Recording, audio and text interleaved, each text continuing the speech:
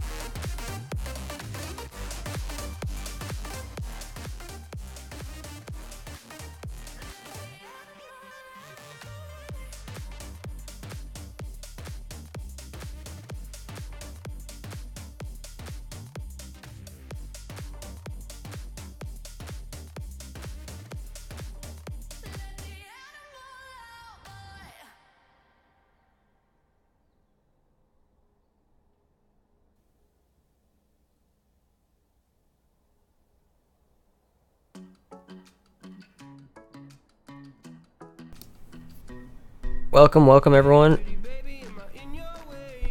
I'm just waiting here for Vortex and DawnBreak to begin their pick and ban, which it looks like they're going to use Pro Draft for. And it looks like they're starting it up, so kind of just using the champion select overlay to kind of put it over, but Vortex is on the blue side this time for game 1 of this best of 3 series, and we're going to see what their first bans are. And Pro Draft's a nice tool to use if both teams want to use it. They're totally allowed to in a Prophecy Cup. Not very often do we get it used though, and it helps us, or it helps the teams rather, pick champions that they might not have in the specific order that they want to.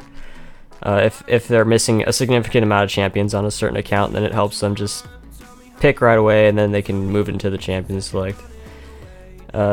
Second ban is Aatrox from Vortex. Looks like there's a bug on the spectate. It doesn't show it.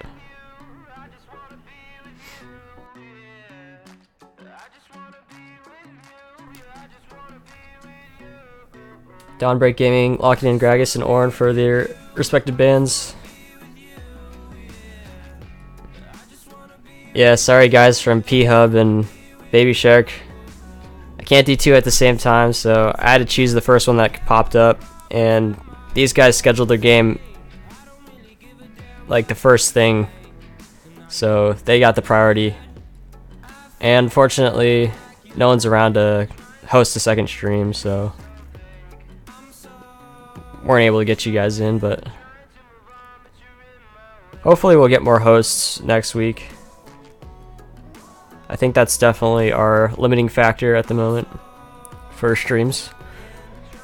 Orianna going to be the third ban for Vortex, and we're moving along pretty quickly now. The first set of picks are in. We have Cassiopeia being first picked by Vortex, which was left up by DawnBreak. So a lot of discussion about Cassiopeia's strengths, and certainly she packs a lot of damage. She doesn't really need a lot of items. She doesn't need to be ahead. And of course she has great utility with her miasma, or yeah, her W ability and her ultimate. So Vortex is going to pick that up for, I believe, Kurama, who's playing mid lane. Oh no, actually Sandilion's playing this time. Sandilion, I think, is playing mid lane for Vortex this game. Via, strange pick. Pairing it with Talia, though, is an interesting idea. There's a lot of lockdown there. If they can chain CC, I think that's a legitimate pairing. It's just strange because Talia isn't really seen as a very meta pick at the moment, but I think the mid laner of DawnBreak is a bit of a Talia fan. And they're going to finish that first round of picks with Morgana. So Vortex kind of crafting a team fighting comp as well. They're going to take that Sejuani jungle, which is a great team fighting champion. And I think that's what Vortex really thrives off of. They are a good team when it comes to team fighting traditionally. I think Loker as well is the kind of person who likes these more control comps that do well in the mid game. Sandillion also a player who thrives off of the team fighting aspect of the game, and I think he prefers to group up with his team as well. Definitely doesn't neglect his farm though. He's a very good farming mid laner. And he always seems to have a very good grasp of the fundamentals of the game.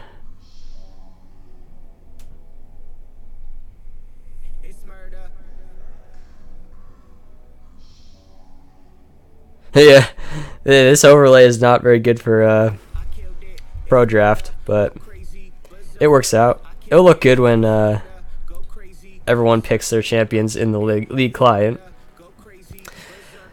Morgana, a nice pick as well for DawnBreak because it can put it on the Vi and let her get into the back line. Probably avoid some CC until Cassiopeia can break through that shield.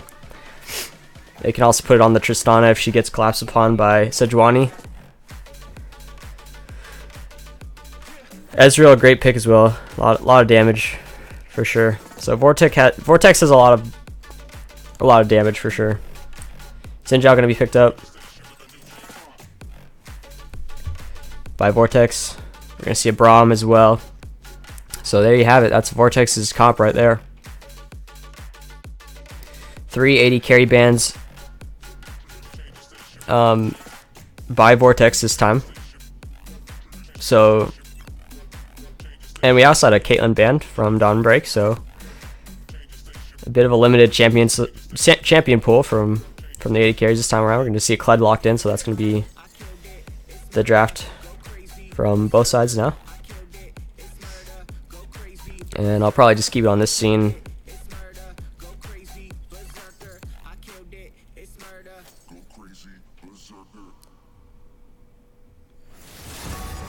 But definitely, I think the biggest difference between, or I should say the biggest like comparison to make between both comps is, I feel like Vortex is definitely trying to control vision.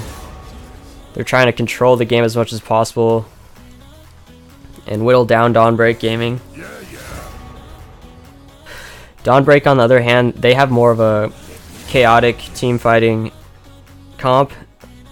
If they even want to look for team fights, it's going to be when they have the gold advantages. And their win condition has to do with the side lanes for sure. And I'm just realizing now Xin Zhao is a top lane pick, I believe. One of those picks, actually, Sejuani or Xin Zhao is going to be the top laner. So it'll be interesting to see if Kled can overtake the top lane, because that's one of their win conditions for DawnBreak. If they're able to manage that side lane push and put a lot of pressure on Vortex.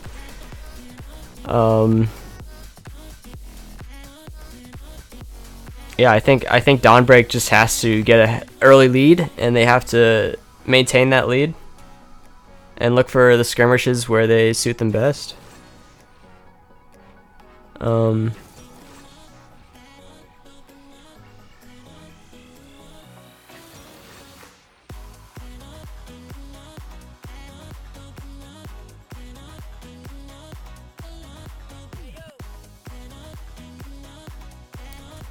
So we can just switch over now to see the champions being relocked in.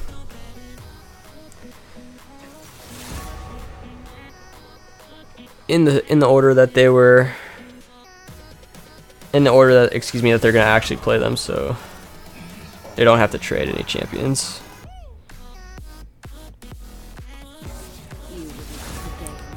And if you're just joining us, this is Vortex versus DawnBreak Gaming. We're just getting into game 1 here of this best of 3 series. This is week 2 of Prophecy Cup, and these two teams are in Mercury Conference, which is the conference with Vortex, DawnBreak, Diveth, the Whale Hunters, who played last night,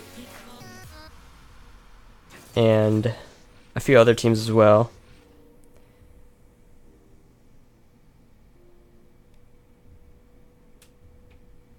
And Vortex is a team that's been in the league now for, or I should say in Prophecy Cup for, I believe this is their 4th season. I think they've been with us since season 4, and they've had each season really they've made it to the playoffs, and they're traditionally the team that ends up making it to semifinals, but they've never made it to the finals yet. So they're trying to build upon their very consistent finishes and finally get to that finals this season.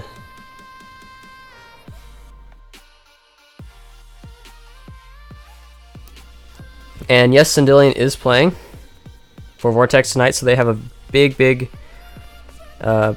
push from him. He seems to be their sort of defining player in some sense. If he does well in the game, I think the rest of Vortex generally does well, and if he does poorly, then generally I think Vortex has a tough time making up for the slack. But Sindelian, definitely a strong player, is going to be going up against Dawnishus this time around of DawnBreak. And we're actually going to see that Sejuani, that Kurama is going to play in the top lane this time around. So Xin Zhao for the jungle, Sejuani in top lane, Vortex maybe fooling around a bit, or throwing a curveball, I should say, at DawnBreak by saving that top lane pick and making it look like a Sejuani jungle, but in the end picking Xin Zhao and putting it in the jungle instead.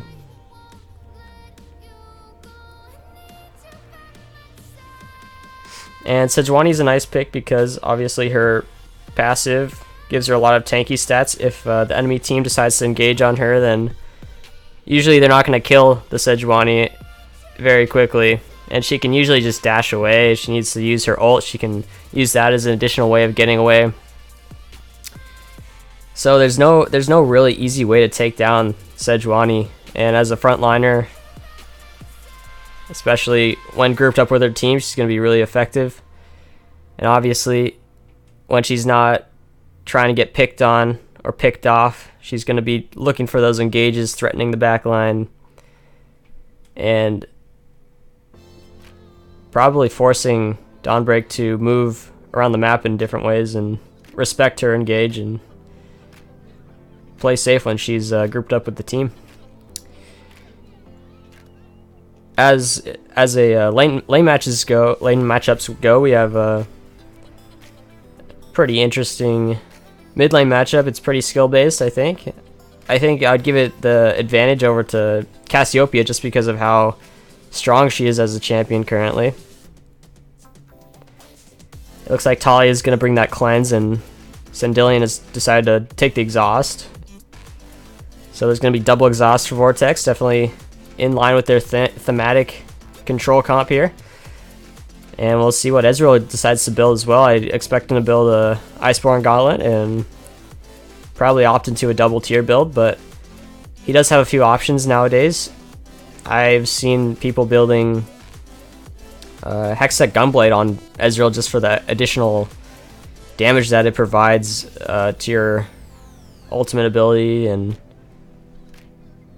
I believe it also gives your Q a bit more extra damage, but definitely extra burst damage, extra utility from a Hextech Gunblade. Ezreal might be what this Mantle wants, but we'll see what he decides to build. It's always interesting to see what Ezreal's decide to opt into nowadays, because there are options, and I don't really expect to see much from that lane matchup. Nothing really stands out to me about that one. Should just be a fairly safe lane for both AD carries.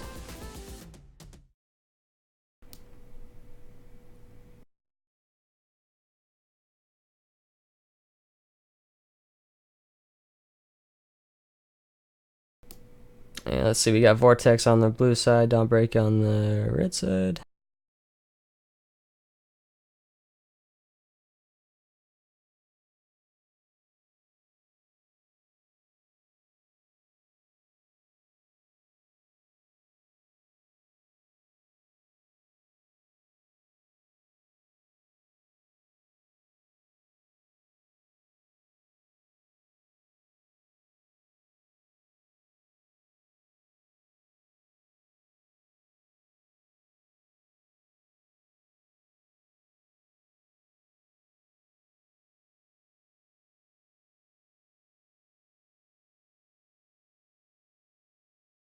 Okay, hopefully that looks pretty good.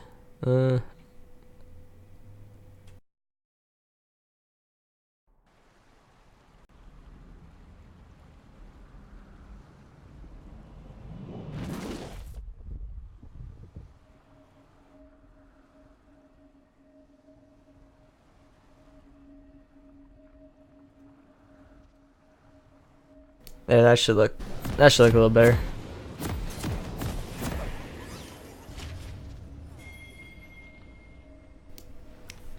And yo, welcome guys. We're just getting started here.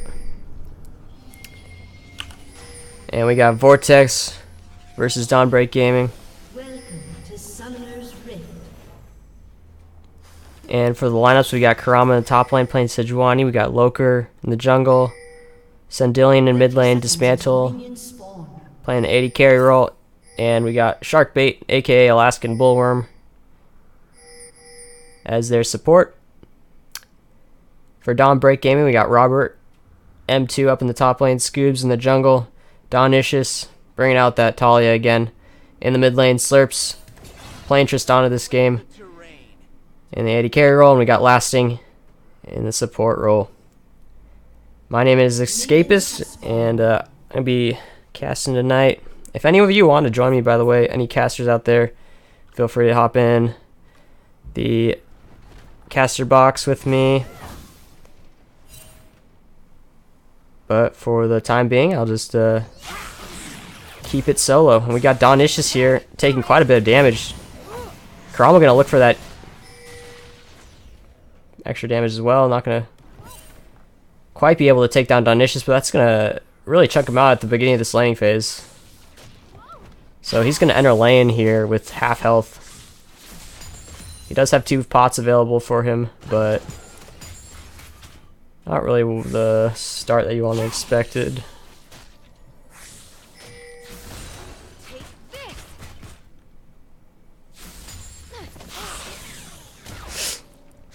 Loker did start his red buff this time around, so both junglers start on the bot side of the jungle.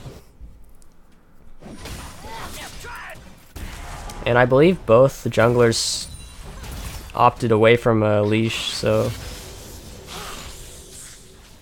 might be difficult for each team to track the enemy junglers at this point of the game.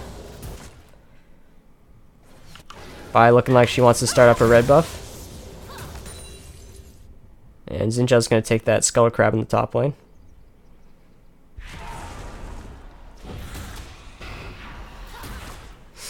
Xinjiao passing up to the top lane now. See if he decides to take a stab at taking down this Kled in the top side.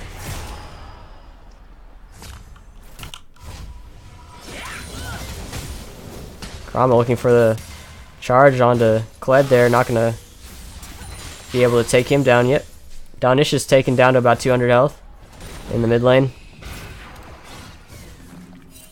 And we'll have to keep our eye on how Kled does in that top side, because I think that really is one of the only ways that DawnBreak Gaming can make this a real interesting game.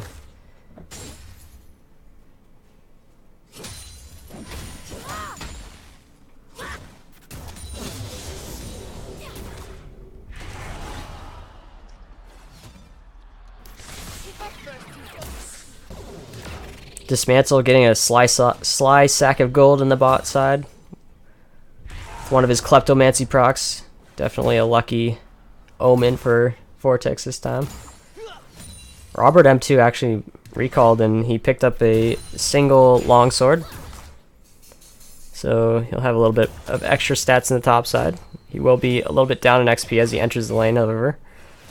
And Sejuani should be able to recall herself, but I think this is going to be generally what we see from the top side. If Robert is able to consistently push in Sejuani, then he might just decide to keep recalling every time he pushes her in, because Sejuani doesn't really have a particularly large amount of wave clear as a champion, but she can get the job done. She can last hit under turret. And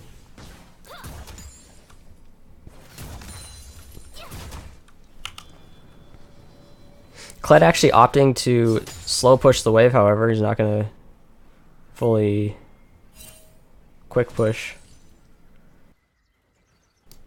So it's going to take a little bit of time for that wave to eventually move into Sejuani's side of the lane. Do have a Vi sneaking up into the top side here, and if she does manage to get this gank off, Sejuani's a little bit far forward. That lane actually And she's gonna charge up that Q, get to the knockup. Kurama taken to about half health. He did have that passive available, so it definitely kept his health bar up in those early moments there of the gank. Scoob's gonna take the time to get a control ward down. So double control ward on the top side here. I like DawnBreak investing a lot of resources in the top side here because, like I said, it is one of their only win conditions of this game, save for a fairly late game Tristana, but even then, late game does not look very suitable for DawnBreak with these comps. So they want to develop that lead early, and one of the ways they can do that is by ganking top lane. We got another gank coming in here. Kurama using that very good passive to get that additional MR and armor, so it's going to keep Kurama alive yet again. And this is allowing the other lanes to be under less pressure. It's not also going to open up a gank possibility here for Loker in the mid lane. Dawnicious does have both summoners. He's going to use that oh, not going to be able to flash away in time. First blood goes down to Sindelian. He's going to get that ultimate on the Scoobs as well and take the double kill for Vortex. Really well done by the pair there of Loker and Sindelian to get that gank off and even pick up a second kill onto Scoobs. And this is definitely a bit of a rough time here for DawnBreak Gaming because they want to get that early advantage, but currently they're sitting at a 1.5k gold deficit.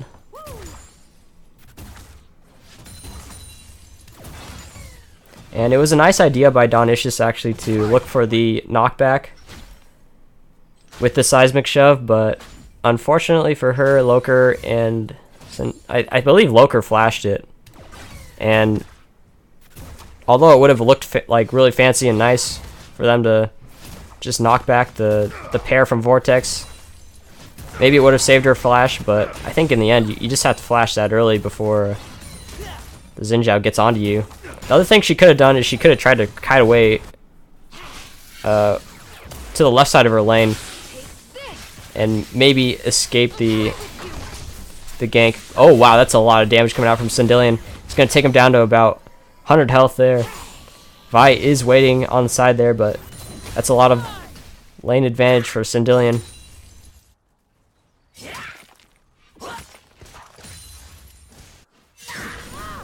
There's not really much Vi can do to help out this lane either. Vi is not the type of champion that really assists well for losing lanes, and that's going to be Dawnicious getting grounded and taken down again by Sindelian. He's got 3 kills now. And that Dark Seal looks like it's really paying off. It's got 6 stacks on it now. There's virtually nothing that I see DawnBreak Gaming being able to do here to come back into the game because they're just so far behind in the jungle in the mid lane now. It's really going to have to be the side lanes that take over now for DawnBreak if they want to get back into this game. They might have to do some aggressive lane trading in top lane and bot lane just to try to make things a bit more even. Because this Cassiopeia is not going to be slowing down at any times. We're actually going to see Sork Pen shoes or Sork shoes finished by Dawnicious in the mid lane, so he's going to have that extra ability, power, magic penetration. And it's going to allow her to maybe get out of some of these situations where she's getting chased down by Sindelian's Cassiopeia. I almost wonder if maybe Dawnicious should have gone Merc Treads instead, just to try to survive this lane a little bit better. Currently down about 20 CS as well. DawnBreak Gaming's bot lane, they're going for some honey fruit in the river just to try to sustain up a little bit. They have been allowed to recall, but it's been a little bit of a, well, not too long in lane.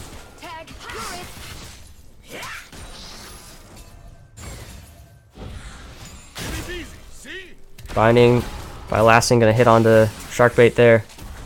Vi's gonna clear out a control ward in the bot side jungle.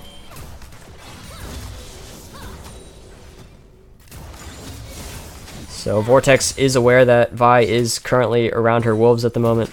They did see her pass on that nice ward placed by either Loker or Sindillion in her jungle. Loker looking for a gank here. Gonna find Slurps. Black Shield goes down, flash away from blasting. And Slurps is gonna have to flash away too. That was the True Shot Barrage coming out from Ezreal. Karama taking a bit of an extended trade here. Robert M2, that's what he wants though. So he gets the better of that trade slightly. Corrupting Potion being popped by Karama now. Looks like Xin Zhao is actually going to start out that Cloud Drake in the river here. And Kled actually looking to help out Vi with a Rift Herald on the top side.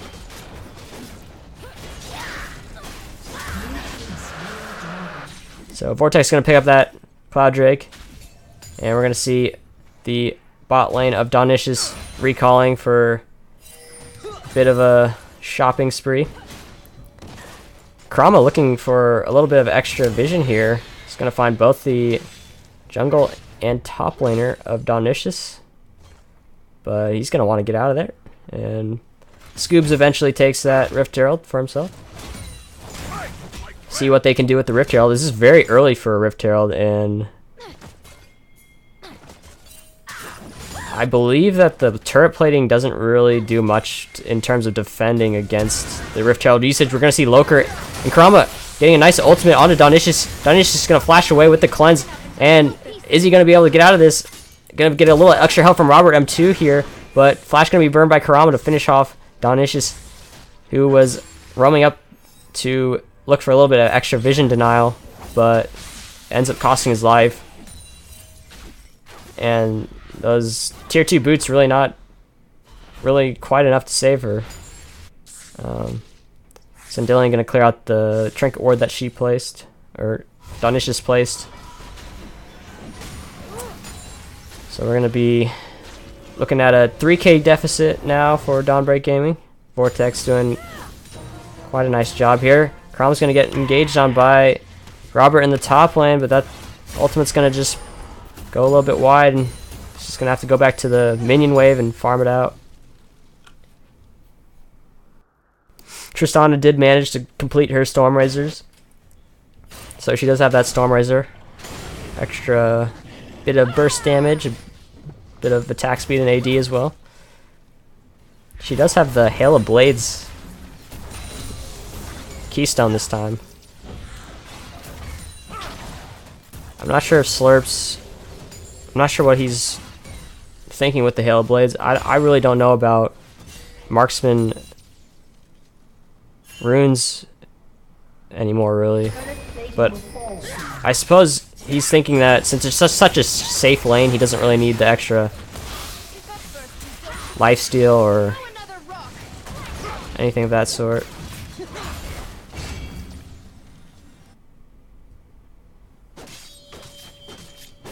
And if you're just joining us, this is Vortex versus DawnBreak. We're currently in game 1 of the best of 3 series tonight. Both of these teams sitting at 0-1 on the season, so not really having too much success in their first week, but they do have a lot of time to turn things around. Lasting gonna Black Shield himself, gonna have to pop that. Oh man, Lasting is gonna get popped himself, and Stopwatch was not enough to save him. And Slurps is in a bit of a difficult spot here. We see Talia roaming down, actually. She's going to show on the ward. She's going to pop that ultimate, though. In the bot side, Spectator does not want to watch it for some reason. Maybe Spectator knows best. Nothing's going to happen. By clearing up that mid lane wave. Definitely would have liked to seen a bit more aggression from the jungler this time around. Loker actually being the more aggressive one in general. And that's going to be a dead Kled in the top side. Dawnish is showing back up to the mid lane. Just going to get a face full of Cassiopeia poison. He's gonna get killed for the 4th time this game. Scoob's gonna finish it off though, gets that shutdown gold, takes it off of Sandillion. Maybe Sandillion not really expecting that much amount of burst damage from the Vibe. He did have both summoners available and I'm not sure if he had enough mana for the ultimate, but he did have the ultimate still available. I think he just didn't have enough mana, but Vibe being able to clean that up in some way does salvage the play. Ultimately, right, DawnBreak Gaming gets the most amount of gold out of that situation because of the shutdown gold. But obviously, it being put on Vi is really not that helpful for DawnBreak.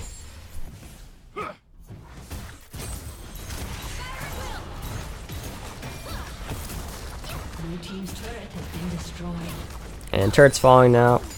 For both sides, actually. Vortex picking up that top lane turret, and DawnBreak picking up the bot lane turret. They did have the pushing advantage, DawnBreak did in bot side, because it is a Tristana. She does like to push that lane in with her passive. And Ezreal not really known for his wave clear. So eventually they do chip that turret down, and it's not first blood turret, but we'll give them some extra gold to spend. Slurp's trading nicely there with this dismantle. We're seeing Kled in the mid lane here. Sandillion just gonna walk forward and kill Dawnishus for the 5th time this game. He has completed that haunting, guys, so that's gonna give him a little bit of extra damage the longer his fights go on. And Luden's Echo, of course, giving him some move speed.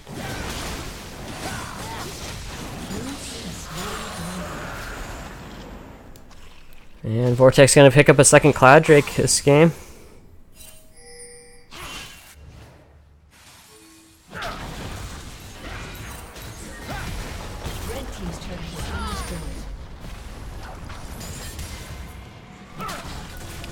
Ooh, Lasting is a little bit caught out here. Bone Plating is gonna proc. He's gonna pop that Black Shade, but look how fast Sandillion takes that down. Twin Fangs gonna force away Lasting, force him to flash, but we have Slurps down here. He's just gonna fight for his life because he's got nowhere to go. Everyone's behind him on Vortex, and he's gonna burn the ultimate, but there's really nothing you can do. Donish is actually taken quite low just from a pair of Twin Fangs from Sandillion, and he's gonna be pushed back away. DawnBreak Gaming definitely gonna think twice about leaving this Cassiopeia up for next game. They do have the side selection as well, so they might end up just taking it themselves if they choose blue side.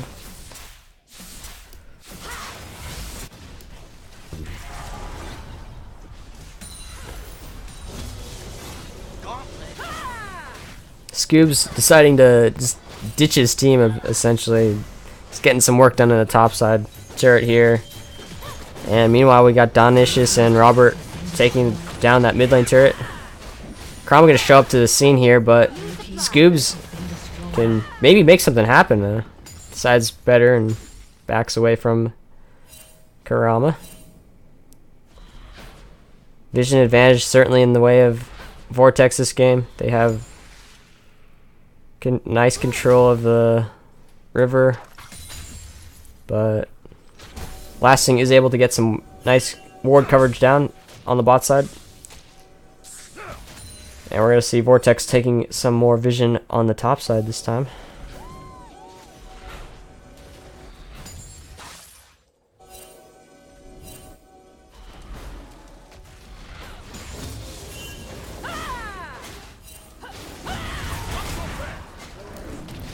Sharkbait level 10 now. Looking for that sweet level 11. Maybe off some of these ward killers. He's going to face check this bush. He's going to get rooted up by Lasting, and thankfully Guardian does proc and he manages to save himself with stand behind me.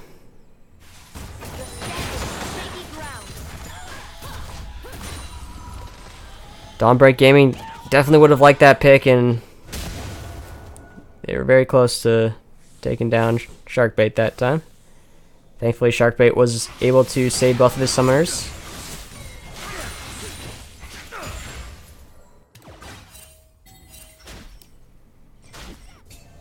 Karama gonna get spotted on that control ward, and so DawnBreak knows that they're a bit split apart here. Maybe they're looking for a fight.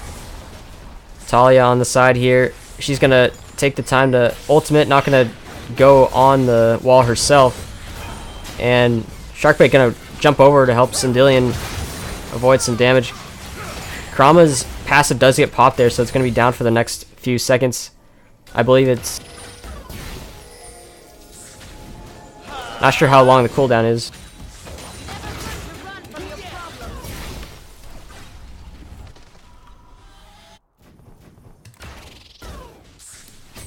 Yeah, it looks like the cooldown is pretty significant, so maybe an opportunity for DawnBreak to get in there, but realistically speaking, they're just so far behind in terms of items and damage that they can't really make anything happen.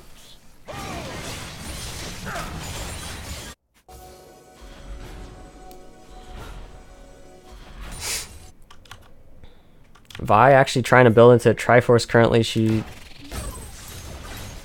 kind of in an awkward position though, because she doesn't have quite enough gold to finish the full item, but she doesn't have enough gold to even complete the Zeal item or whatever item she needs next. I think it's Nashor's too, actually, right? Or it's whatever item builds in Nashor's too. But the attack speed item anyway, she doesn't have enough gold for it. She's not gonna even buy that longsword or that dagger, excuse me. And Robert is all the way back here. I'm not sure what he's doing back here. Maybe he's trying to... Yeah, he was looking for a flank, but realistically speaking, you're not going to really want to even flank, and so he's just going to use that ultimate to get the heck out of there. Infernal Drake actually spawning here, and Vortex is a little bit late. But it looks like DawnBreak Gaming is so far behind that they don't even want to try to rush this down. Sejuani going to be pathing in the mid lane here. But Clyde is also in the top lane, so Talia is still in base, so not going to be even a contest from DawnBreak Gaming. That's going to be a free Infernal Drake going over to Vortex. Ezreal and Cassiopeia want him to recall here. They have a significant amount of gold in their pocket. See what they pick up now. Double tier actually going to be picked up by Dismantle, so he's going to be charging that up. He does have the Mirror Mana completed, which is the AD portion of his build. Robert M2 up in the top lane here, just pushing this out. Just want to get those minion waves as far forward so he can assist with his team in vision control. Vortex is a little bit late to grab vision control over the top side here, but they can take it as they wish. And Dismantle did shoot a True Shot Barrage up into the Baron Pit earlier on to check that it was not being started by DawnBreak. Does make you wonder though, if DawnBreak had started the Baron up maybe a minute ago, maybe they could have gotten it down, because Vortex wasn't actively checking on it during that time. Karama's still in the bot line here, and he does have teleport available, so see what happens here. Robert does have a level advantage here, and he wants this fight. He's not going to pop the ultimate. Was an opportunity there for potentially to get in there, but Karama does have ultimate available as well. Robert being taken down, he's gonna hop off of Skarl, but he should be able to remount shortly. Actually, Karama actually doing a lot of damage. Surprising amount of damage from the board here. Can he kill Robert? Robert flashing forward, he's gonna get stunned up. Robert trying to get the remount, he manages to do it, and Karama's in a tough spot here. A little bit baited in there. Maybe just taking a little bit too long to re-engage that fight when Robert still had the remount bar really low. But ultimately it's just going to be a flash for flash, and the two top laners skirmishing. They both still have teleport available. Let's see where Karama decides to go now. And Vortex did see Scoops back there, so they're going to start up this Baron. They don't have the jungler. The enemy jungler is not going to be able to get here in time, I don't think. Talia popping that wall just for vision. As you can see, they do have vision over it, but this Baron is going down so fast, and that's going to be Vortex picking up their first Baron of the game. So much recurring damage coming out from both Dismantle and Sundillion. And definitely a strength from their comp as well, taking these Barons. So we're going to see now. I think it's just a matter of time until Vortex finishes off this game.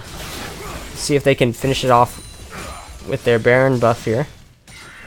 I don't really see much of a way for DawnBreak Gaming to get back into this game unless there's a massive misplay or disconnect. It looks like Vortex is going to push out the mid lane and keep Kurama in the bot lane.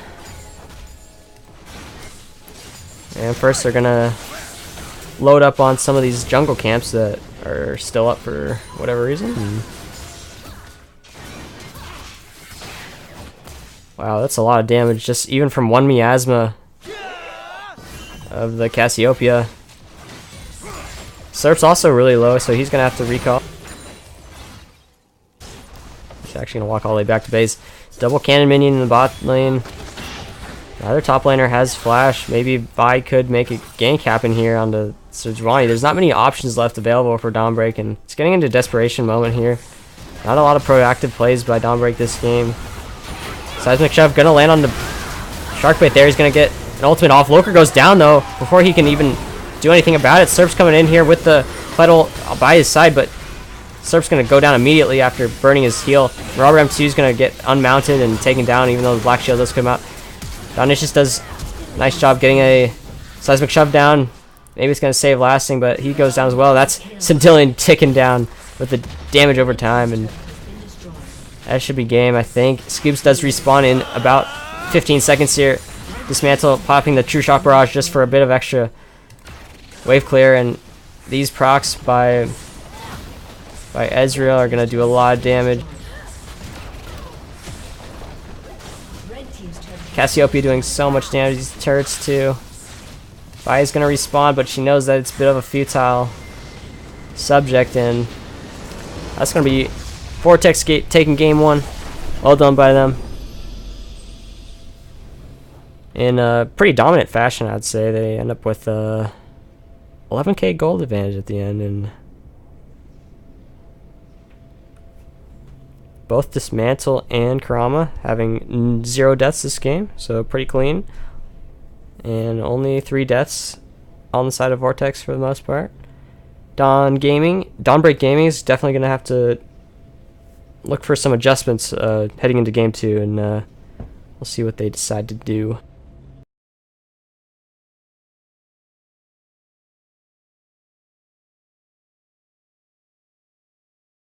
Oh, okay. So Talia Wall no longer grants vision. Yeah, I'm not sure how they got vision that time, but it looked like Spectator. It looked like Spectator was showing that they had vision, but I'm not sure how they did.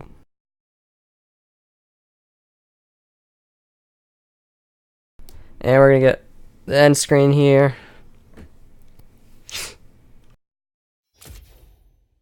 Wonder how much damage Sundillion did. Sundillion topping the charts, obviously. Loker helping out quite a bit in the mid lane as well with those nice ganks, and Dismantle doing a nice job adding his damage as well.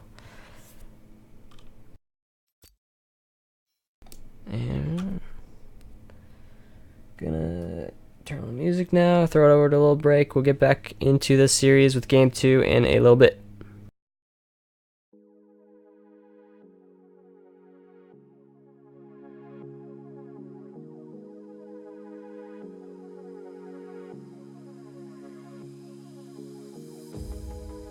Sun is out here overseas. Dark emotions ever torn so deep, falling down through the clouds on, feeling you. Stay away from me. You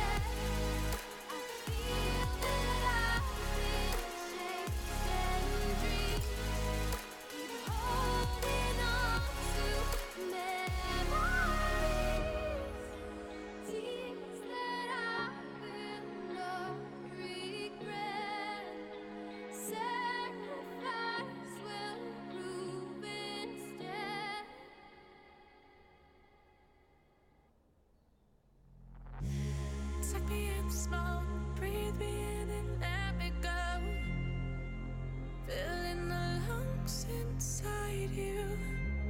And the blackened eyes make my way into your mind.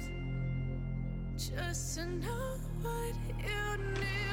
Restless every time we start locking eyes. Lost control. Oh, it's paradise with honesty, but I'm in the dead of the night.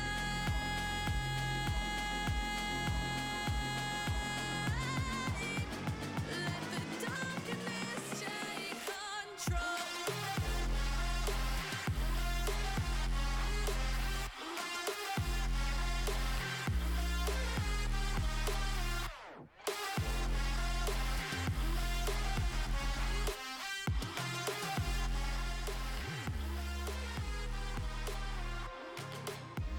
Let the darkness take control. Darkness take control. May the darkness take control.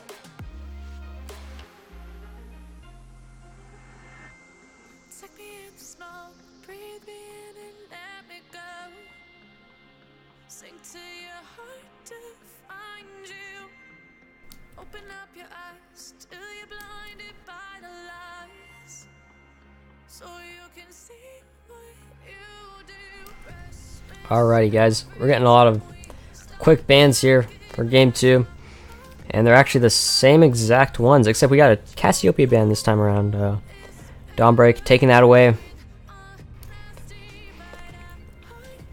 and that is going to leave the Xinjiao still open if Vortex want to take that one.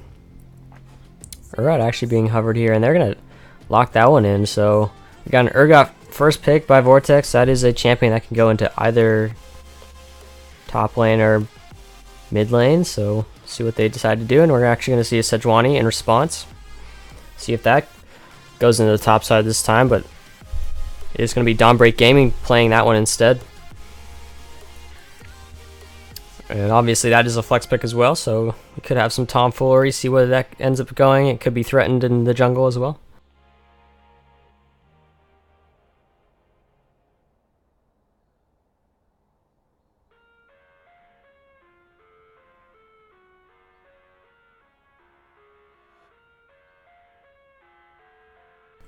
And Ezreal going to be hovered by Vortex this time.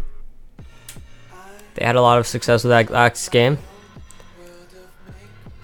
It really is just a jack of all trades. 80 carry at the moment. Has a lot of utility, a lot of damage. A lot of safety as well with the dashes. And Vortex look comfortable on it. See if they decide to take a support this time around. Braum is still up if they want to keep that the same.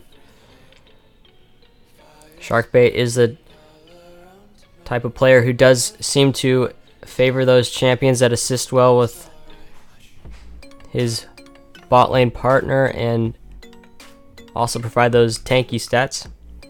Xinjiao going to be taken by Vortex this time around. In response, we're going to see a Kai'Sa being picked up by DawnBreak. So another heavy scaling 80 carry for Slurps this time. This time it's going to be Kai'Sa instead of the Tristana, and we're going to get in that second banning phase. Braum being taken away from Sharkbait this time around, so we're not going to see that again.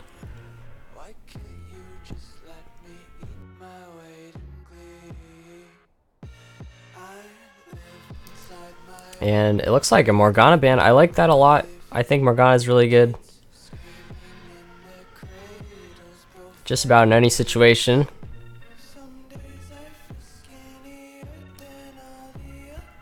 But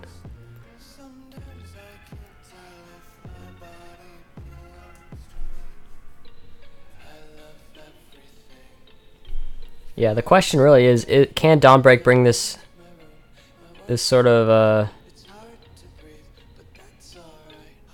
really rough string of games? Can they turn it around?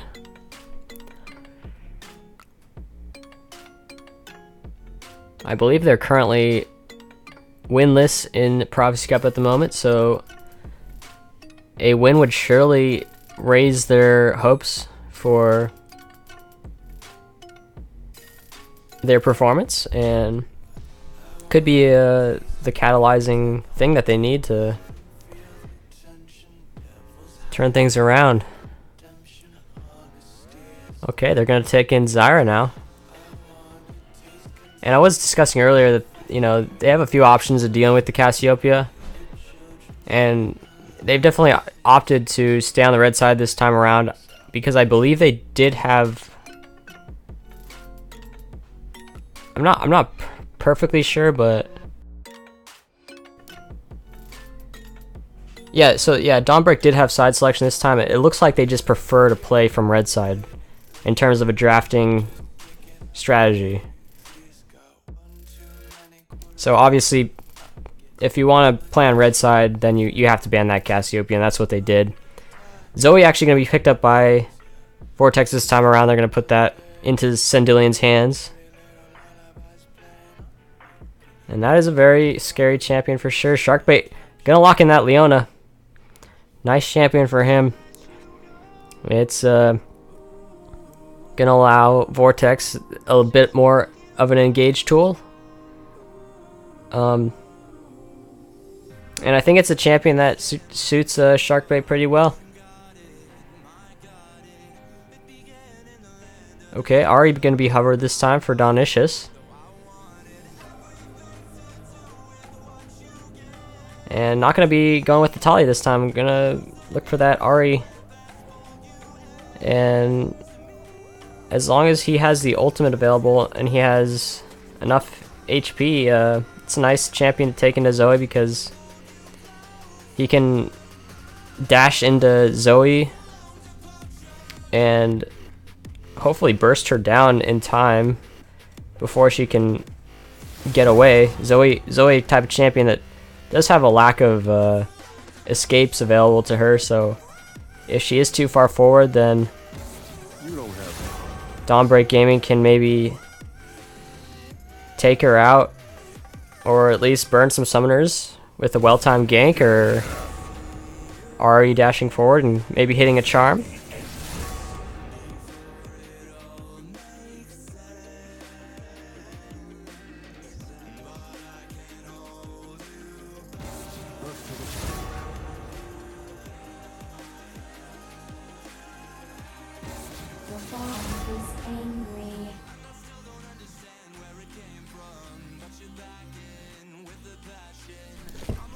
But yeah, please let me know what you guys think about the pick and ban for both sides in the chat. I think Vortex has a little bit of an edge just because of how they performed in game 1. I don't think they necessarily have the pick and ban edge this time around, like as clear as it was last game. So DawnBreak Gaming definitely has the opportunity to take advantage of some of these picks. I think the biggest potential picks for them, I think, are in top lane and bot lane again. If Zyra is able to get a lot of damage off, if she's able to get those knockups and those roots down with her E and her ultimate ability, then she can totally change this game around. And Darius, obviously a champion that, if he is able to get onto Urgot, can duel that Urgot really well on the top side. So I think those are your picks to watch for DawnBreak. And I really think you gotta watch Sandillian always for Vortex. With that Zoe, it's gonna be really exciting to see how he plays it, what his take on the champion is. Obviously, a champion, I think, that can be played a fair amount of different ways. Whether you're just looking for sleepy trouble bubbles, or you're looking for more aggressive paddle stars. And yeah, we'll see how it goes.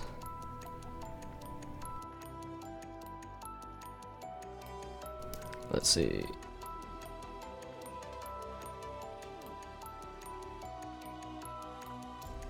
Okay, we'll get rid of that.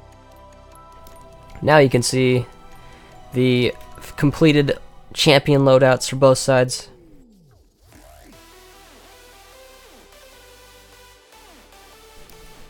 And we are just one spectator delay away from getting in this game 2 of the series now. Vortex handily taking game 1 if you're just joining us. And both of these teams looking to bounce back off of week 1 losses in Mercury Conference.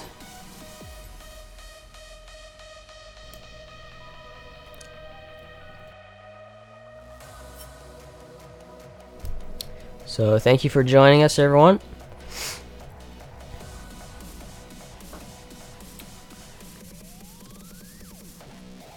And it looks like both supports this time have taken Ignite. So they will have one extra combat summoner this time around. Although you could technically say Exhaust is a bit of a combat summoner, but certainly Ignite is even more oriented towards the combat. Cleanse as well for both mid laners, and I think that's prudent. I think that's pretty good. You can get out of a sleepy trouble bubble if you're Syndra, and you can get out of that stun if you're Zoe and you're getting ganked by the Sejuani.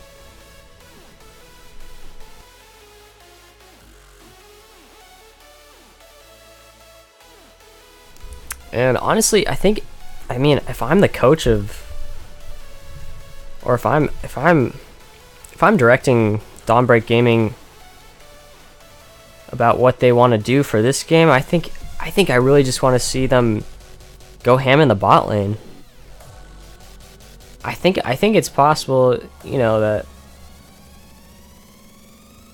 they can maybe bait fights. They can maybe bait Leona into a few fights that are disadvantageous for the bot side of Vortex, and they're gonna have so much damage from Kai'Sa and Zyra in this early game that maybe it'll just take one sort of overstep by Vortex in the bot side that will allow Sejuani to get in there and gank the vulnerable and sometimes immobile Leona. So I think that's where I would tell Sejuani to focus on. But obviously, I think she has a lot of options available to her. I think she can, if she wants to, she can look for mid lane ganks, she can look for top lane ganks. It's going to come down to how well she can figure out where Xin Zhao is and convey that information to her laners and keep them safe while she goes on the quest to find those ganks on the opposite side of the map.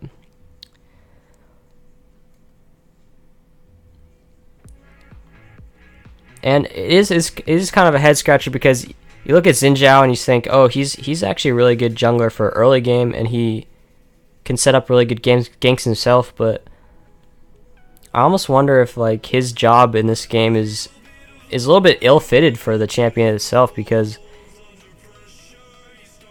I don't know. It's not like his laners want to play defensive, but they certainly want to play. They want to play more defensively than DawnBreak Gaming's laners want to play.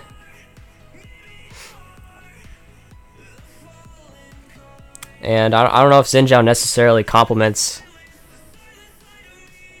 all of these laning picks for Vortex, but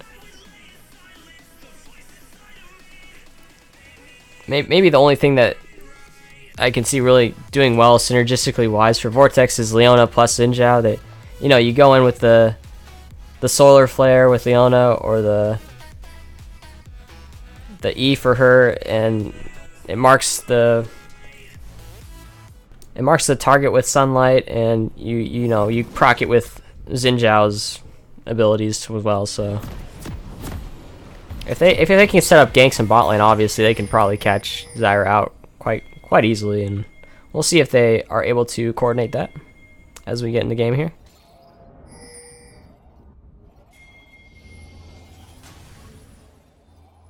I'm just going to update the overlay here. We have Vortex at a 1-0 advantage currently.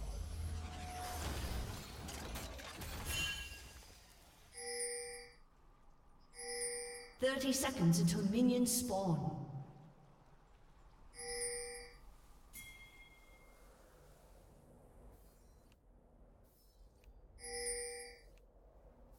And, oh wow, Vortex is actually sneaking up on the top side here. They're going to have all 5 members. They're all going to get spotted on that ward, though, in the red buff. Nicely done by... I mean, I have to think that it's...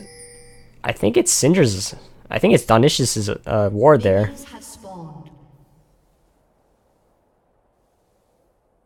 It won't tell me whose ward that was, but I think it's Donish's ward, but Donish's ward, like, spots out all 5 members of Vortex, so they don't know exactly where they are. And... they're actually gonna see Loker start up this red buff if yeah, it's not gonna expire anytime soon, so they're gonna know exactly where Xin Zhao is, and this is gonna allow Sejuani to do some vertical jungling here. Last game Xin Zhao did go straight to the Scuttle Crab after clearing the first jungle buff camp, so I expect him to do about the same this time around. We're actually going to early gank here from Xin Zhao. He does have red buff available. Donish is not expecting this one at all. He's going to force his flash out. Oh, we're going to see Sendilian flashing forward. Zoe gets that first blood for Vortex, and they knew exactly where Loker was, and it didn't really save Donish. He still didn't respect the fact that Xin Zhao was on the left side of the jungle. He's actually going to come down here in the bot side river and contest his Scuttle Grab. It's going to be a bit of a smite fest here. Scoops gets the ignite down, but he's not going to be able to get a level up that time. Loker, nice ward over the wall. He's going to hop over. He's going to look for the extra damage on the Scoops. He's not going to be able to finish him off, but that is a Sejuani that's very gimped this time around. Loker literally just walking through mid lane, killing the mid laner, and then coming down here in the bot side river and just out skirmishing the enemy jungler. So, I mean, this is why you've picked Xin Zhao. It's not that it's...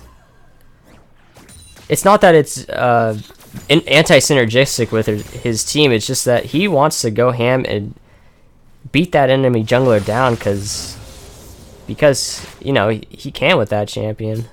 And it's gonna deny Sejuani her red buff, and it's also gonna deny her the ability to cross jungle path. And I mean, it's disappointing because DawnBreak Gaming really needed that vertical jungling to work out, and it sort of just collapsed through the mid lane that time around. If they had respected the ability for Loker to do that a bit more, it would have worked out. We're actually gonna see a bit of a skirmish here. I don't know why Spectator wants to look at the mid lane, but this is pretty saucy. Loker's still level 2, but okay. What are you doing, Spectator? Okay, Smite goes down and Xin Zhao takes it. So Sejuani being really gimped at the beginning of this game now. She's gonna be doing her Raptors. It's the best she can do at the moment. Xin Zhao's gonna get that triple buff. So basically just refreshing his red buff after he killed the Sejuani and now has the blue buff. Coming up in the top lane here, Karama looking for an engage on Robert here, and Xin Zhao is in the wings waiting for him. Gotta force that flash away by Robert.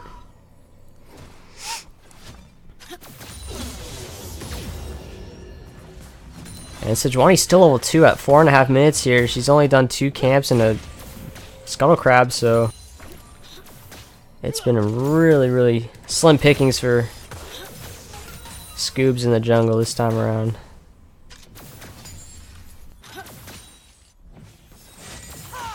Yeah, only one caster this time around. Just me, myself, and I.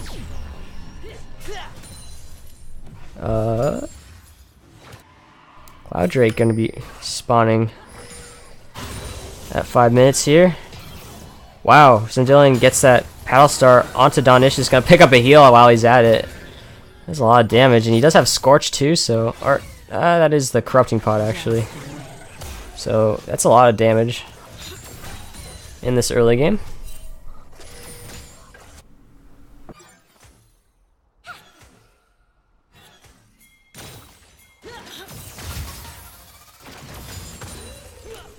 Ooh, Sharkbait just barely missing that E there. Would have allowed maybe a flash burn or maybe a heal burn by Slurps. Sandillion burning that cleanse just to get a bit more damage here. Donish is cleansing nothing, but holy cow, does he do a lot of damage. Scoop's flashing forward here onto Sandillion. Sandillion doesn't have any summoners available. He's gonna just get out of there just in time, and Loker's in the wings here to help him out, but he doesn't even need that assistance, and so unassisted kills going over there to Loker and to Sandillion, both killing Donishus and Scoobs respectively.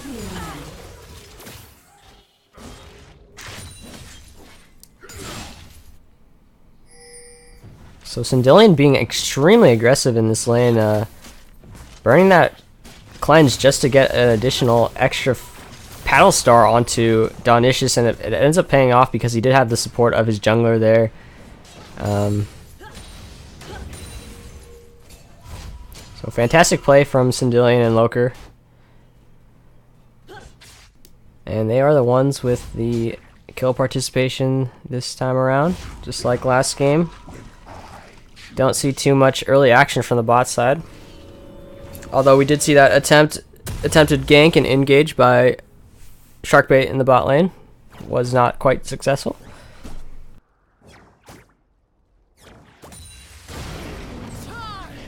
And Scoop's going to be finishing off that blue buff for himself,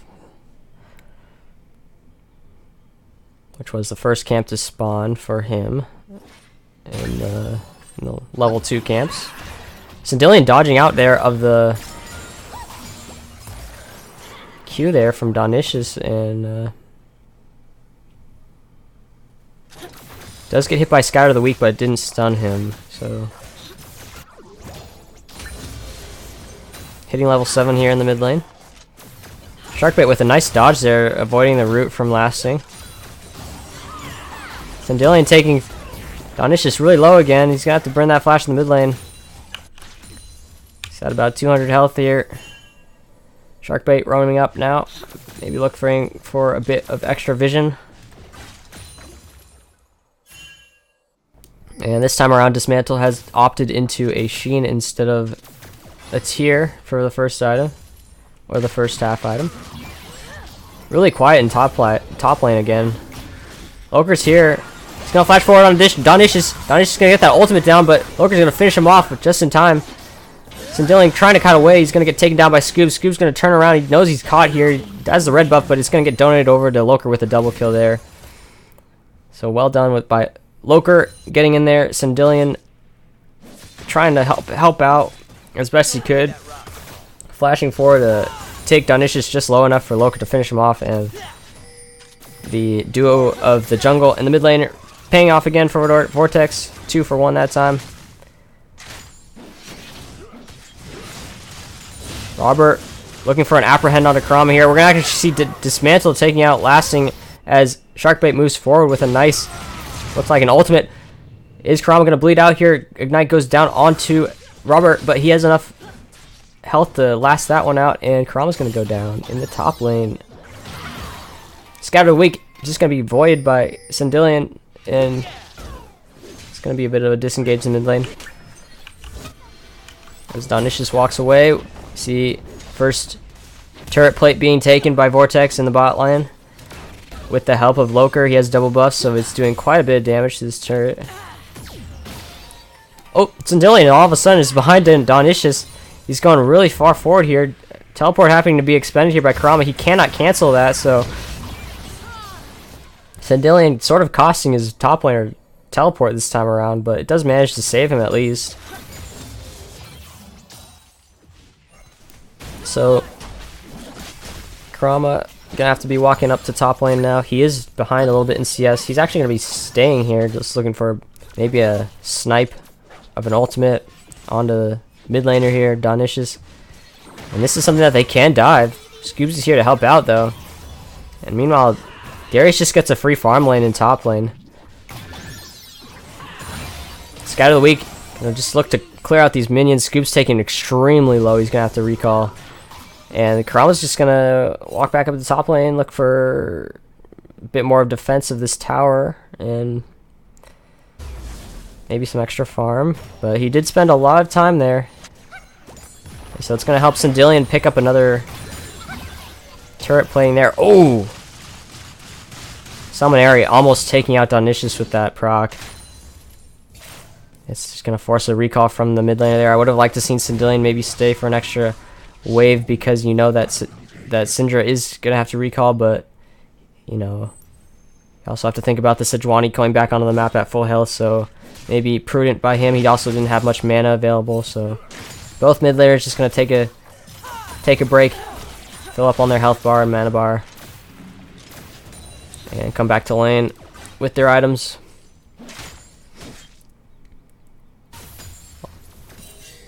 Approaching 11 minutes now. Sejuani actually taking a blast cone over into the bot lane. We're going to see her coming up from behind here. Are they going to be able to get into this fight here? Leona going to be stunned up here, rooted.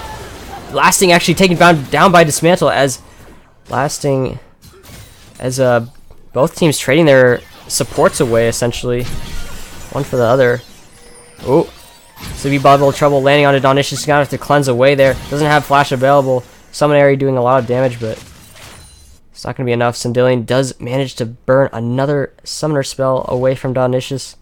This time it's the cleanse. Dawnicious does have ultimate available, but barrier actually for Sindelian makes him even more bold to walk up and get that Sleepy Troll. Well, we're going to finish him off with a Pal Star.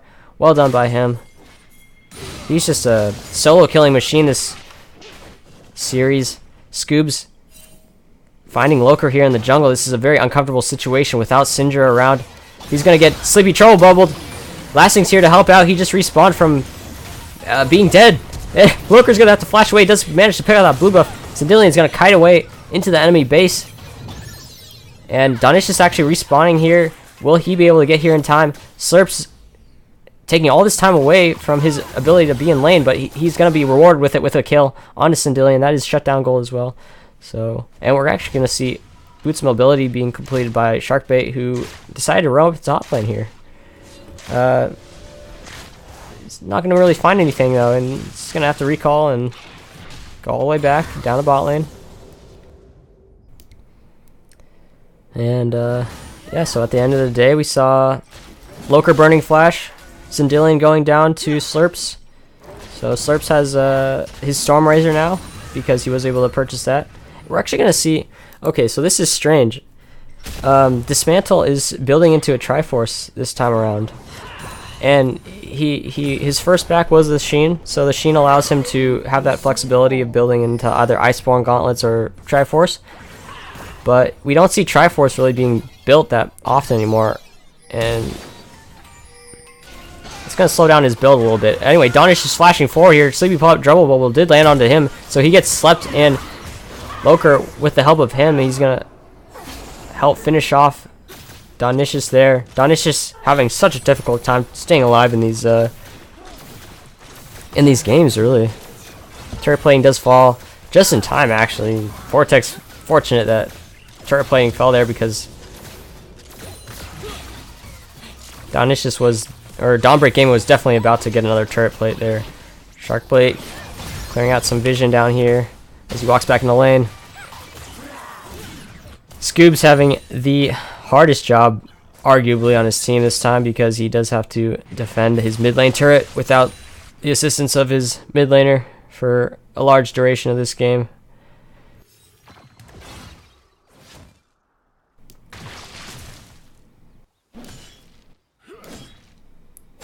So, gonna get a bit of a lull here in the action. Yo, thank you very much for the follow. Oh, thank you so much, T-Crank, for the resubscription.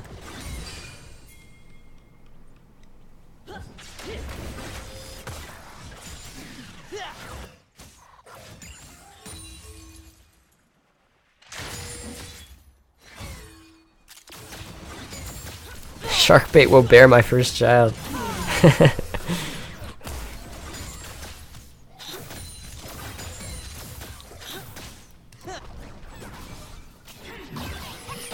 Ooh, Palistar doing tons of damage.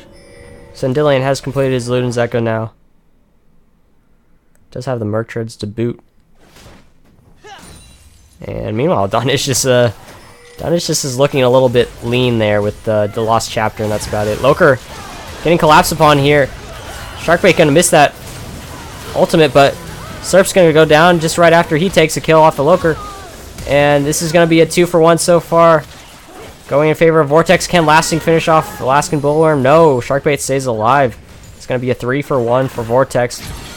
Sandalian popping that cleanse after being hit by the Scout of the Week. Donicius has to kite away south down into the bot side jungle, and he's gonna get out of there, but definitely can't get into the mid lane to farm at all. Sandalian's just gonna take Donicius down to about 400 health, gets the smite off. Actually, Sandalian taken extremely low from the turret shots and the ultimate from Donicius, and if Donicius is able to kill him, that would be pretty impressive, but Sandalian going for that first turret blood. It's actually going to go down into the bot lane this time. Vortex lanes essentially chasing each other for who can carry the hardest. Sandalian getting that kill again onto Donicius. Hey, and he was, how's it going? Yo, what's up? So I have Loker on my friends list, and I decided I had to join you for this game because Hey. he sounded kind of lonely. Nice, dude. Welcome, welcome.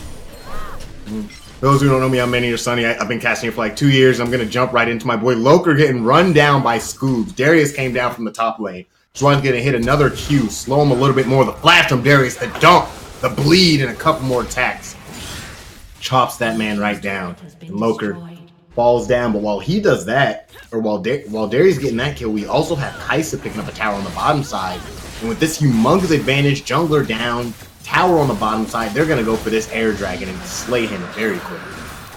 Yeah, it looks like you're good luck for DawnBreak Gaming. They really needed that turnaround. Gets the Cloud Drake along with it. It's really good. And then what can I say? Perfect time for me. Zoe over here from Sendong caught a little bit off to the side, going to be forced off and taken a long way back around to her lane. Ezreal's off from the bottom side, getting a nice little farm lane to himself. Expecting him to try and freeze it somewhere around there while the red team looks to be trying to make a play in the mid lane. While Darius, meanwhile, has ideas on his own, going for the top side, gonna send that crab scuttling away very quickly. That big crab. So far, is this the first game of the series? Ooh, hold up, ulti from Leona, the Zenith Blade gonna come in, Ezreal dropping the ulti, and Alaskan Bullworm gonna take that kill in bloodthirsty supportal combat. This is the second game of the series. Vortex won the first one. Pretty one-sided, so. Vortex is blue team this game, correct? Yep. Awesome. My good friend. Oh yeah, Loker, duh. Nothing. Loker's been on this team for almost a year now. Yeah. I think it has been a year. It's been a full year. Whew. Great Google interview. My apology, I'm just being an old man reminiscing as... that hasn't changed. Zoe still nukes people, ladies and gentlemen. That has not changed in the year. Since the 2 years I've been casting for here. Yep. Real easy kill pickup right there. Alaskan Bullworm. That is Sharkbait, correct? Yep. He named himself. Alright, now blue team, Loker and friends gonna go for this. Has about 30 seconds left, but they should be able to pick this up with ease. I expect them to try and drop this on the top lane, because that tower is just kind of like, that's kind of like a savings account or some money hidden between like pages of the books, because they can go pick that tower up whenever they want and get the gold. Yep, for sure. And they're not even gonna recall here. Oh. Nope. Uh-oh, found in the bush. Loker's gonna get 3 stacks, gonna get the 4th. Now he's gonna pop the ulti to send him running, and his whole friends have his backup. 4 strong on this top side. They shouldn't have a problem getting this. There we go. And now they can save the Rift Herald, so they don't even have to do like my play I suggested. Real easy gold for them. So Zwani trying to counter jungle over on the bottom side, but taking a look at gold right quick. She's down by about 400 in her lane, so not too bad. The big disparity is in the mid lane, where Syndra's 071, Zoe is 524, and there is a 2,000 gold difference between these mid laners. Yeah, and a lot of attention again, Loker giving to the mid lane this time to make sure that Sandalian gets ahead and gets that comfortable lead that really helps with the whole effort this time around, because Zoe, obviously, great champion to get a lot of items and gold onto and nuke down those champions, like you said. And, like, I know, of course, this kind of technically applies to every champion. Like, Syndra's, like, one of the worst people to be behind, because Syndra, her whole thing is about having 6 orbs, 5 orbs on the ground, and 100 to 0 in the enemy 80 carry. When she's 0-7-1 with one, like, mid lane item, she can't really do that. She just feels inefficient in terms of her task. Like, some champions can get away with it because they bring utility, but what does she have? The E stun, that's about it. Darius right here hitting his E on the Urgot. We're going to have do or die duel, flashing away because he knows what 5 stacks means, and that's going to be an escape he has to make. Meanwhile, Zoe right here, when she gets ahead, she snowballs so hard because she's that artillery mage is, I believe, what Riot categorizes her as. Here we go. Goodbye. Holy cow. Israel just finishing her off with that nice true shot barrage. We're going to see the Rift Herald being popped here. Oh! Omniscience donating his life forward. Honestly, that's kind of worth considering you're 0-7-1. Yeah. You slow her down their approach, so. Big. What if that was his plan all along? Big brain play. No, I'm just kidding. But seriously, they're going to get onto this tower. Ezreal, not the best tower taker, but 4 people strong versus just Ronnie and Zyra. You're going to take this. Ulti going to be dropped by Zyra. Seems like it's some sort of engage from the red team. Now they're going to go into Xin Zhao. He's going to have to pop the ulti and retreat. But now after they re-engage the fight, going to get Sejuani. And now Darius trying to do the best he can to get onto that Star Guardian boy. Trying to flash away as he hits the Zoe bubble. And Zoe sniping, getting blocked. Loker's reinitiated, but he gets dunked on. And now Darius is all revved up. He gets 5 stacks from the Lottie Dottie, everybody. Gets the second dunk. The bleed might be able to do it, but Kaisa with the chase. Double kill. Urgot over on the top side. Shut down for the Kaisa. This fight is a sandwich right here. This is going to be really difficult for these teams to figure out what they want to do. Sindillion gets the kill, but Kaisa gets the triple. Urgot gunning them down in that crab form, but he may get taken by Darius. The stun from Syndra secures it, and DawnBreak Gaming picks up the ace on the Vortex. Yeah, and maybe a little bit disrespectful there from Vortex. They did manage to get Dawnicious out of the fight early with that pick, and it resulted in a 4v5 being started up, or essentially a 4v4 with Urgot teleporting in behind, and Zyra had a nice ultimate to start off the fight as Vortex was taking that top turret, and it just ended up being a really bloody mess, and DawnBreak Gaming gets a little bit back into the game with that result because of the shutdown gold that was available to them, and taking down Loker and Sindillion as well. I also want to. I kind of want to give credit to Kaisa. She did a pretty good job at choosing when to pop that ulti and get it on the backside, pick up the kill on Ezreal really quickly, and now at that point, the only person she had to worry about was really taking Zoe in the one-on-one. And Zoe was in between cooldown rotations, so it was a pretty easy fight for her to finish out at that point. Darius did, but alas, kind of. Darius was on the other side, so it was kind of like one of them was going to get the kill, but I think her coming from that other side really solidified it. While I was talking about that, Cloud Dragon picked up by the blue team, so everybody's going to be running around the map really fast. No damage buffs, just fake dragon though. Unfortunate. Yeah, and we're going to see if Vortex want to take the Baron buff, but we're actually going to see an engage here from Kurama. It's going to get bopped away by Syndra. Meanwhile here, Xin Zhao has the ulti on him, trying to do counter jungle. Not really the most opportune time, but when you're ahead like this, I guess you kind of can create those moments for yourself when you want. Takes the red buff, and now his team, there's no mid lane tower for them, so they're kind of just here trying to force it down. This is an ARAM moment that I don't really like, but they don't really have a choice because the waves aren't set up for them to make the push in top or bottom. Because they still have that bottom lane inner tower that I feel like would be a much better option for them to push. But they don't really have that option. Urgot has the flash ghost. Don't know how I feel about that at this stage in the game. Well, I guess yeah, go ahead. He does have the teleport available. It's just that he has the spell book, so he's got it for a temporary engage if he wants to use the ghost. Ooh, Sindillion taking really low. He's gonna have to pop that. Zonya's hourglass. Yeah. Sharkbait setting up everyone. Pop by Sindillion, trying to fall back to the bottom side. One real pick for DawnBreak. They're looking for a chase right here. Should be an easy getaway from Vortex, but Again, a little bit of disrespect right there. Over-aggression. Now here comes Darius popping the Righteous Glory. Speeding forward, not wanting to go onto anybody. Power play to the side of DawnBreak. The question is, how do they use this? Yeah, there's not really much for them to take. They can maybe clear out some of these minion waves to prolong the game a little bit more, but ultimately their job is going to be trying their best to deny this Baron buff. Loker coming in the top lane on the Smurfs here. Smite going to go down, actually going to hit onto the minion. It's going to cost Loker his life as he smites away the minion instead of challenging Smite onto Slurps that time. Wow. That was interesting moment in League of Legends right there. That's it, feels bad, man. Yeah, really feels bad, man. Raises the bounty on Kai'Sa's head, but now she's 8-3-1, and this is starting to look like DawnBreak found with the little pep in they step they needed. Kai'Sa's coming online. She's finally caught up with Ezreal in terms of power. Syndra's still kind of there. Kinda. But now Darius has a lead over his opponent by about 1,400 gold over the Urgot. So he has that advantage. Darius has a small window that's closing where he starts to become less and less relevant, but he's itemizing to try and minimize that. The Righteous Glory, I really like that pickup right there, because even if he gets to that point where he's not, doing the most damage, he can run in at somebody, get the flash hook, the flash E. Real good way for them to start off a fight if they need it, considering, like I said, Syndra's not really in the best position right now. They just diversifies their engage is the term I'm trying to say.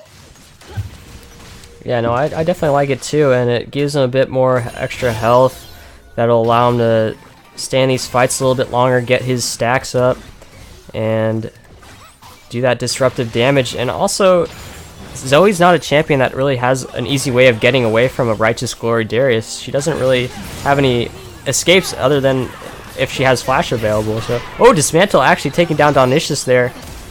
So this is going to be the go button from Kurama. Sleepy Trouble Bubble lands onto Robert that time. And we're going to see an Leona ult landing onto Lasting. She's going to have to flash away. Scoobs does manage to pick up a kill on the Kurama that time. Xin in the back lane does have the stopwatch available. Scoob's going to have to flash over. Oh, Zoe's going to flash over too. And is Scoob's going to go down here? Yes, she is. That's going to be a 4-for-1 for Vortex. And it should open up a ability here to take the Baron if they so choose. Wow. They can take the Baron. They can go for the inhib. They can... If they want to they don't have enough time to push for games, they can definitely get an inhib right now. Definitely. Setting themselves up real nice. Dragon's coming up in 30 seconds. Gosh darn. Dragon feels like it's coming back way too quick. Did they change it to 5 minutes? I know they definitely reduced the spawn time of both Dragon and Baron, but I'm not sure exactly how long it is now. Because Elder comes really quickly now instead of every 10 minutes. Oh, maybe it's just Elder then. I'm not sure. Oh, she gets caught right here. Gonna get the 3 talent strike and dismantle the Zona Rampage as he rips that plant to shreds. Now, with that support down, Kai'Sa going towards the bottom side. I'm not sure why she's going there. They should know they're gonna go for this Baron. Yeah, they're missing Ping and Kai'Sa. You're not in a position to be helped. Syndra, you're not useful at all. Zoe gonna nuke her. Ezreal over the wall. Bring that my ass here, boy. Read up into pieces. Yeah, so Kai'Sa missing out there. Gonna help her side get the dragon though. So at least DawnBreak Gaming does salvage a dragon there. And it seemed like Kai'Sa just was giving up on the play. Didn't think that they had a chance of getting the Baron, but who knows what would have happened if she grew up with the team. I feel like they could have actually had a chance at fighting, considering like Syndra trying to lead that charge. It was very valiant from Dawnicious, but did not work out. Yeah. At all. Like Syndra, you were 0-9. You had 2 items.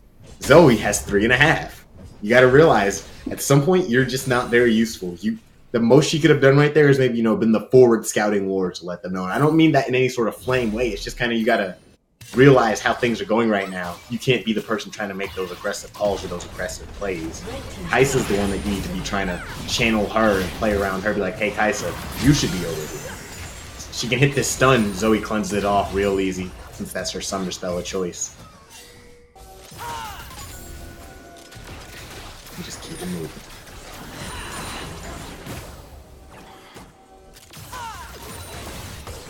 Yeah, sitting here in the bottom lane. Minion wave after minion wave. They finally set up the split push that I mentioned. Urgot switched to teleport. 1-4, but they might have to have him teleport in because they can't take anymore. Here we go. Alaska Bullworm getting pulled in. Dismantle's unstoppable as Syndra's the first person to go. Getting taken real low. Darius gets the dunk and the reset, and here he's going to rain pain onto everyone he can. Double kill for him. He's getting taken lower and lower by the Urgot machine gun going down. Kaisa with this GA, she's going to get into the duel with this Urgot right here. Zyra's going to do the best she can to support her, doing every little ounce of damage she can.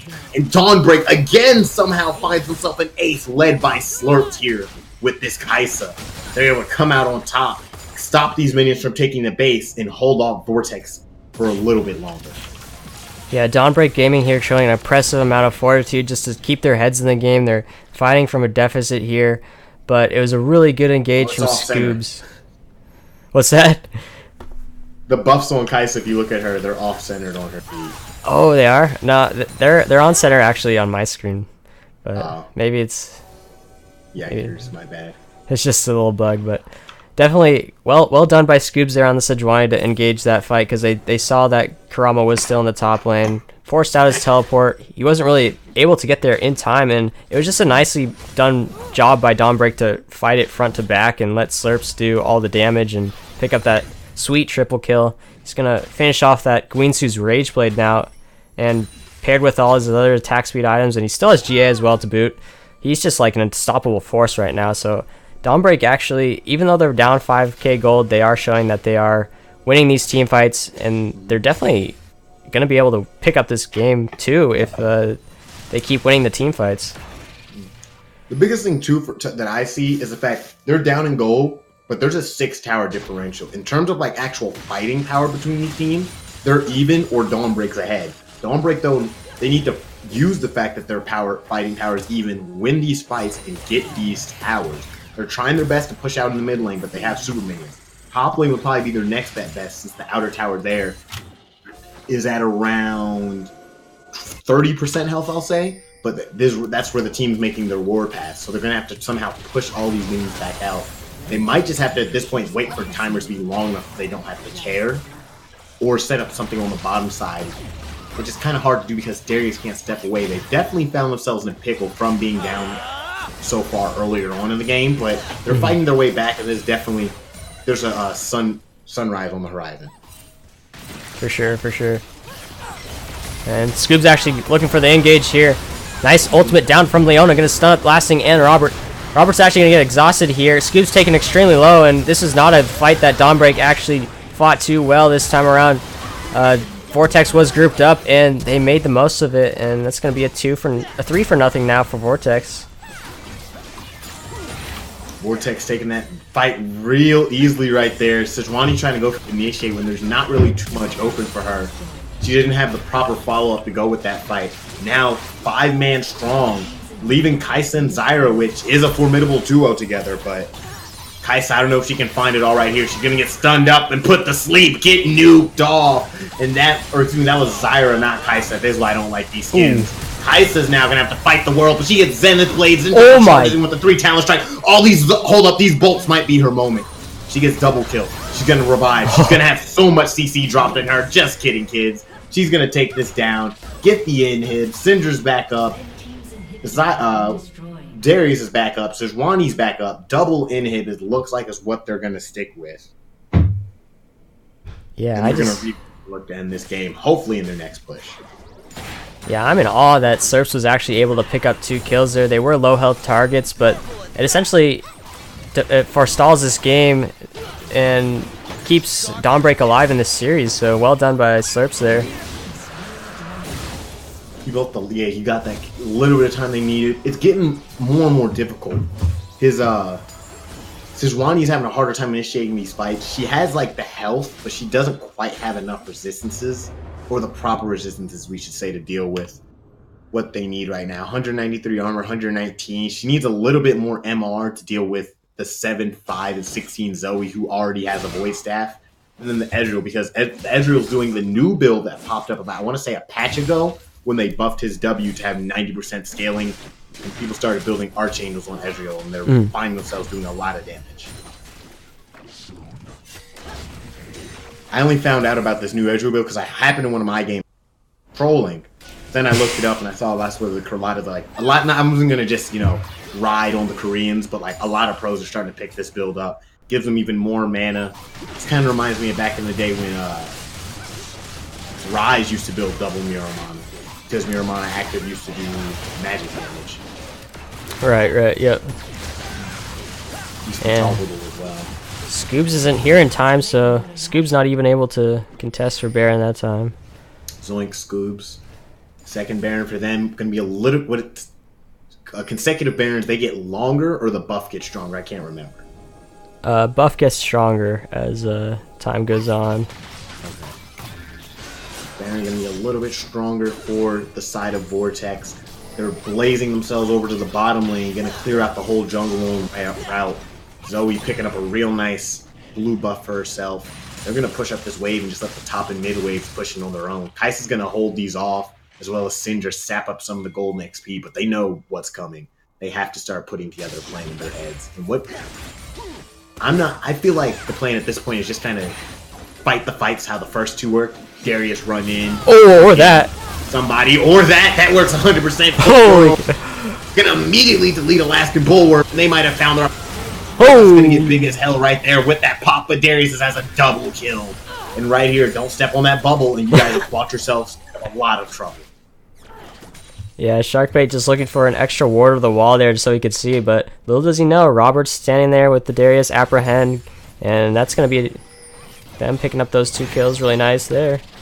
That's going to eat through pretty much, that's going to leave with about 30 seconds of effective Baron. By the time everybody respawns and they get to regroup, re-get the push in, they're trying to hold the minion wave so they still have the push, which works because they have Baron buff and makes them hard to kill, but top wave's still pushing. Mid wave is still pushing. Xin Zhao just kind of has to come here and apply pressure and not get caught, which barely avoids. Oh, Slurps goes in. She's gonna go in right here. Who's going in? Going for the fight. Rampage dismantled, very quickly dismantles him. Now here comes Xin Zhao because there's no Kai'Sa to keep them alive and make them scary. He's looking for some sort of fight. The snipe isn't found by Ezreal, and they're just gonna keep pushing. But now he's flashing forward along with the E. Arcane shifting on his way to victory. Scoobs flashing away. They're in full-on retreat, but Scoobs goes down, as well as Loker getting onto... Or Loker gets on the Scoobs and then dismantles that jungler. Here we go. 4 strong now. They're going to look to end this. Double supers supers from the top and the mid lane, give them the power they need. One more person goes down. They're going to get this tower. They're going to get the Zyra in the base. They're going to get the Nexus. 38.5 minutes is your final game time, and that's going to finish it out for Vortex 2-0. Yeah, those death timers at the end there, they're about 50 seconds, and I guess the coffin call was really when Slurps just went in 2v1, didn't realize that there were 2 members there, Vortex, and fell, and that was really the biggest member there for DawnBreak Gaming, so losing Kai'Sa ends up costing them the game, but well fought from behind. They did make it an interesting game too, for sure, and it's going to be Vortex picking up that series 2-0. Definitely going to turn their series around after that week 1 loss, and we'll try to get a quick little interview here with Loker and maybe one more member of Vortex. I wish you the best with your interview, Aaron Andrews. I need to not go get my behind kicked by my girlfriend. Alrighty, thanks so much, Manny. We'll see you next time. Dab dab.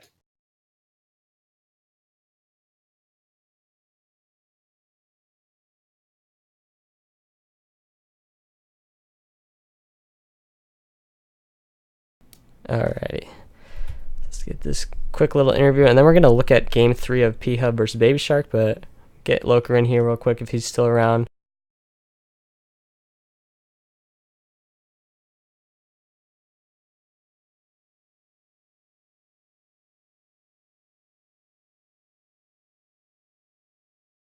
Hello. Yo, welcome guys.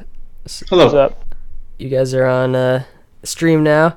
So how do you guys feel about that? Your first series victory of the season. You can go first, Steven. No, there you go. No, you, dude. You're the AD, Okay. dude. You carry. You padded stats. Oh, and this is Loker and Dismantle, by the way. Yeah, it felt really good. Coming off of our first game, we lost, so this is a good pick-me-up for us. And being able to play with Sindelian was great, so it was overall good for us. Nice. And I sort of wanted to ask you guys what your game plan was going into things, and how do you think it manifested in both your games? David? I think that we prepped a lot better. I honestly feel like the first game we had versus Divith, we literally just we're not ready to play. We had a really awful scheduling issue that week. We had to play with a sub, and not like Cairo's bad. Cairo's good. He's just he's not Sindelian. And when you have a sub, and on top of that, we didn't prep at all, and I was also playing in a not very good situation. It kind of felt like we weren't even really playing. So this is really. I did a bunch of prep this week. I broke it all down. We talked about the patch and everything, and we really came in with an actual game plan and executed. They really didn't even try to stop us. I cannot believe they left Cassiopeia up, just as a side note. Mm-hmm. Cannot believe that game one. Gave us a free game. Nice. And I guess I wanted to ask you about your game 2 pathing. What was going through your mind when you decided to do that invade, and then eventually you just decided, oh, you can just gank mid level 2. How did that end up coming about? We decided to invade going into the game, and then when no one responded to us in the invade, didn't even Darius didn't come place a ward or anything because he was scared. We decided that I was just gonna start the red. So I started the red, and then I don't think they even knew I started the red, so they had no idea. Cinder played towards top side, I think expecting the level 2 from bot maybe, and I just ran it up, and she didn't cleanse or anything. You know what? They saw everything. They had a ward on red buff. Oh, did they? Yep. They still couldn't resist your gank, which is... So you're saying that they saw me take the red, yes. They saw me go mid, and they didn't respond mid, they didn't play the right side, and they didn't take my red buff. Well, they saw you take the red buff, but I think they thought that you were going to go take the Rift Scuttler afterwards, and she played on the left... She played kind of on the left side of the middle part of the lane, I guess, but yeah, obviously she should have been on the right side of the lane. And completely on the right side, because Xin is one of those champs that has that, especially with Hail of Blades. If you get E'd, you're you either flash immediately or you get knocked up, and people don't respect it and use the flash, and then they get knocked up, and then it's too late. Like what happened there. He flashed, but it was too late. Yeah, definitely. Yeah, well, definitely well played from you guys.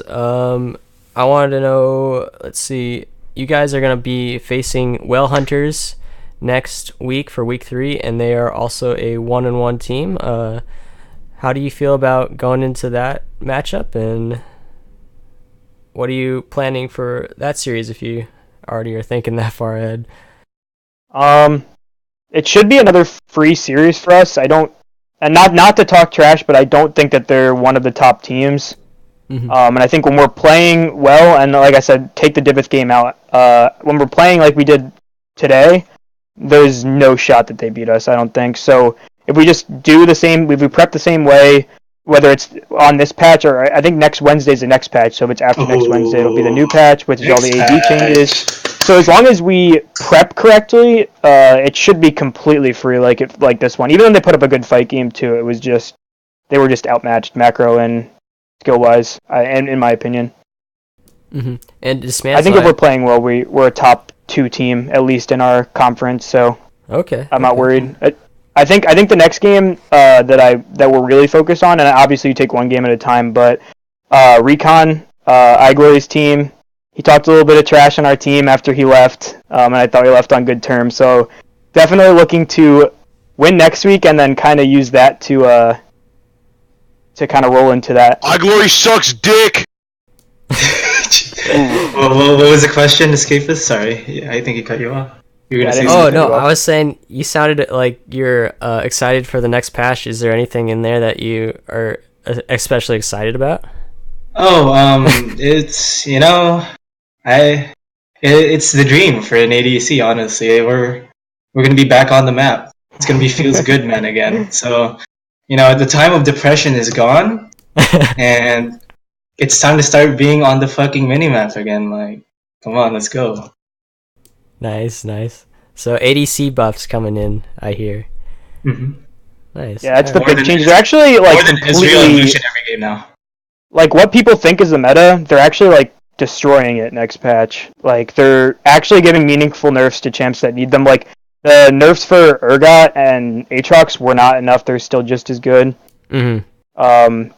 But like next patch, they're nerfing a ton of OPs. Like actually nerfing them. Aatrox is getting his E charges removed and a bunch of stuff I've been looking at. So could be Ardent Sensor for all we know next patch. It could be Ardent with tank junglers again. We have no idea. It's going to be a big change. I think the game times will be longer. It'll just be whatever team adapts fastest will be in best shape. Hey Shark, are you listening to that? You're gonna be playing Lulu, Nami, Janna, you name it. We're going to have Comes to with an spend some Ardent time Sensor. learning those champs, buddy. Yeah.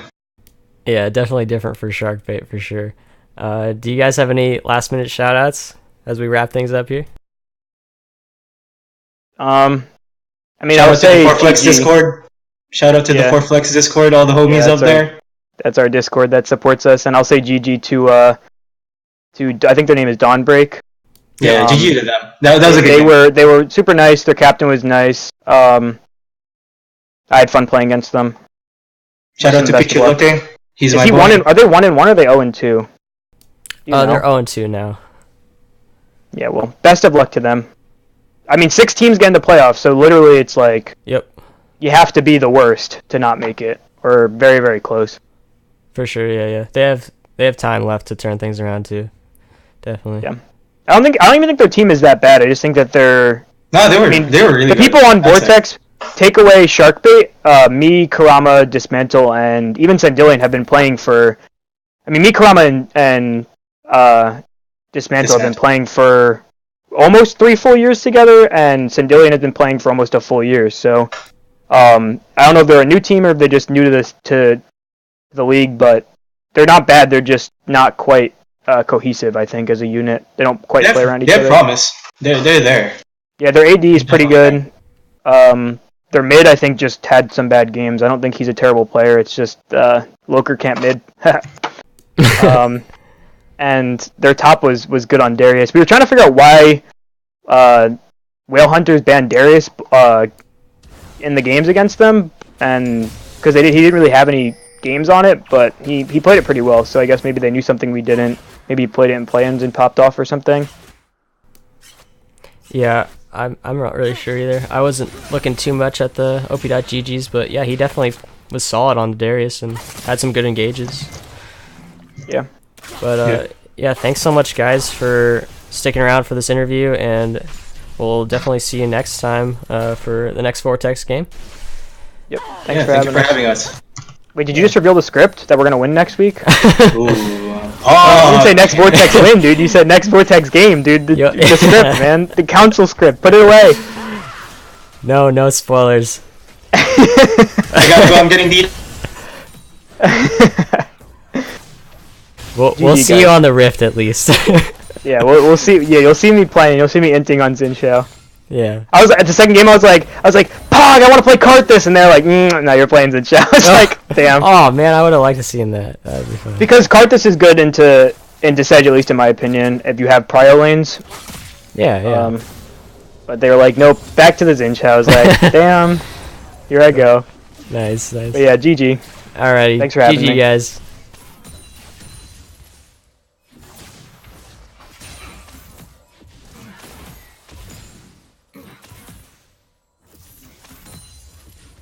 Alrighty.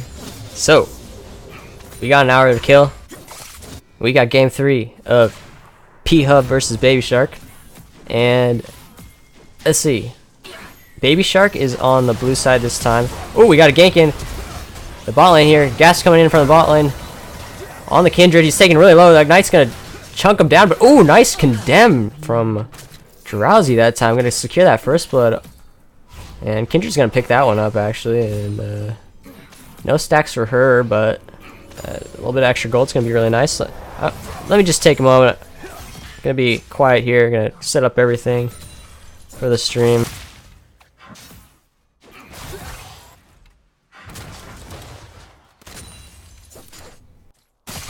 We get the scoreboard first.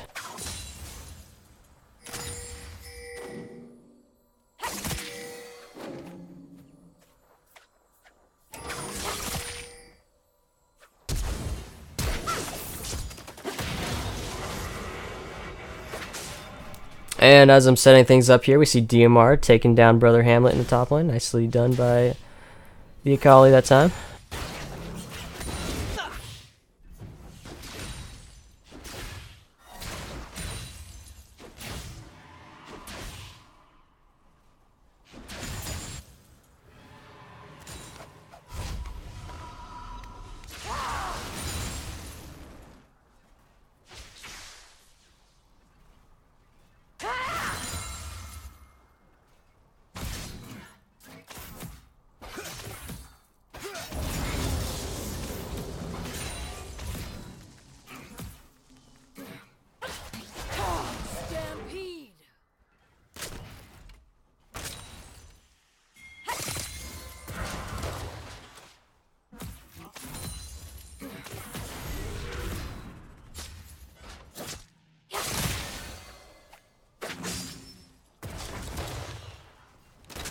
Alrighty, that should be perfect. We got Phub on the red side this time, Baby Shark on the blue side.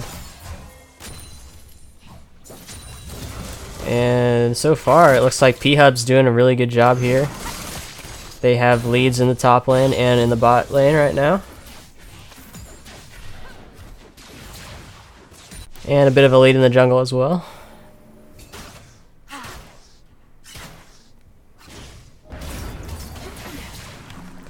Victor sitting on 750 gold. And he still just has his level 1 hex core.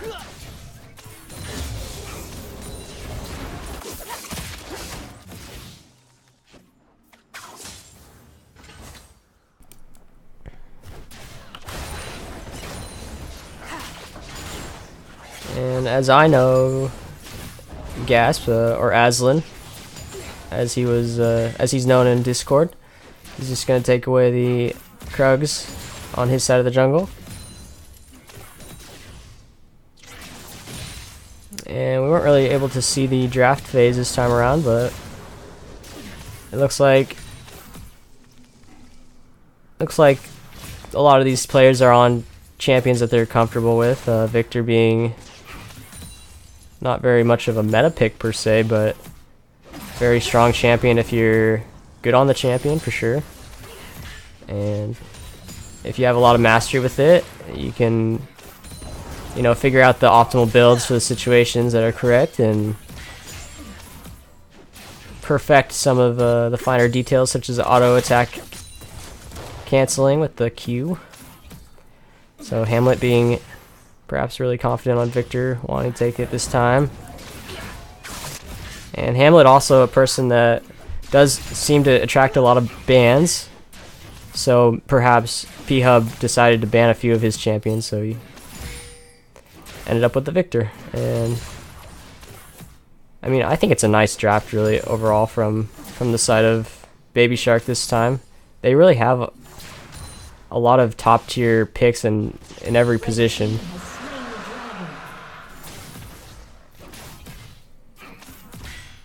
And I think Phub is definitely more of the responsive draft, and you usually do expect that on a red side pick ban phase, where you're responding to the picks that the other team takes. Vayne, a nice response, I would say, to an Urgot and a Sejuani with the percent health damage, and Akali, a nice response to Urgot as well. And Shen obviously pairing quite well with the engage from Lissandra that's available, as well as the Akali, and plenty of utility from the Kindred as well to keep the backline alive with the ultimate. Yeah. Ooh, Glacial Path coming in here from Warpack, gonna force out the ultimate from Hamlet, but Warpack gonna respond in kind with his own ult. onto himself. Nice chilling smite coming down from X-Demon here on the Sejuani. Gonna stun up Rurpak and punish him for overextending that time without enough vision of the enemy jungler. So nicely done there to take advantage of that from X-Demon and Hamlet. Baby Shark striking back a little bit here. Flash forward from Afro. The Giant this time. True Shot Barrage gonna... I think it clipped Drowsy just a little bit, but I'm not really sure how much damage that actually did. And Ash is actually gonna take him down. Drowsy burning both summoners, but not quite able to stay alive due to the nice CC chain there from X-Demon and Afro the Giant.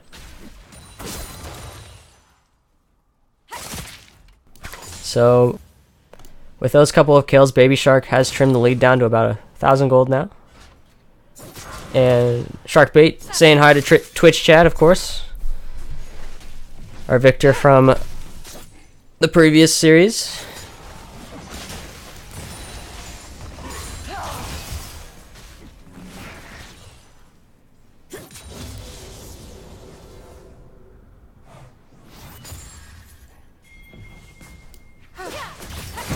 Aslan and DMR coming in here, looking for a gank. Gasp does have ultimate available. He's going to pop it to save himself. And nicely done there, flashing away, making that look pretty clean. Finishing off with the ultimate there to save himself. So nicely set up there to take down Brother Hamlet with the help of DMR.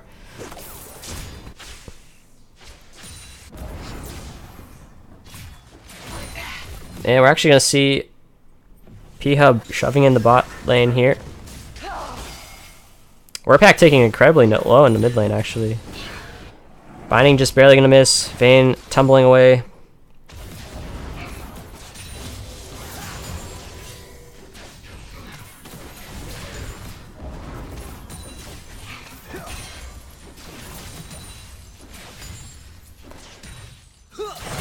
Looks like Gasp is actually going to pick up this Rift Scuttler, and it's going to be his 3rd mark of the game.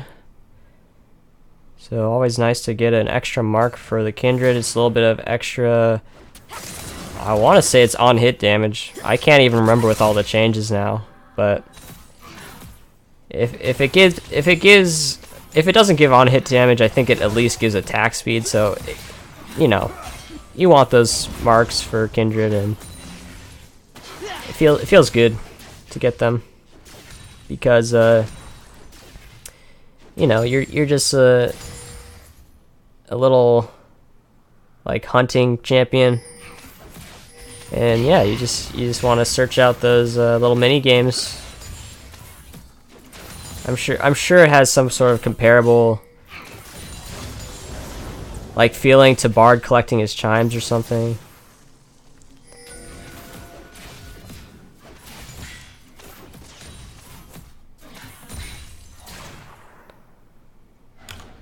I'm not sure why we're stuck in the ball line here. Bilgewater Cutlass is going to be used onto Asterisk to slow him down a little bit.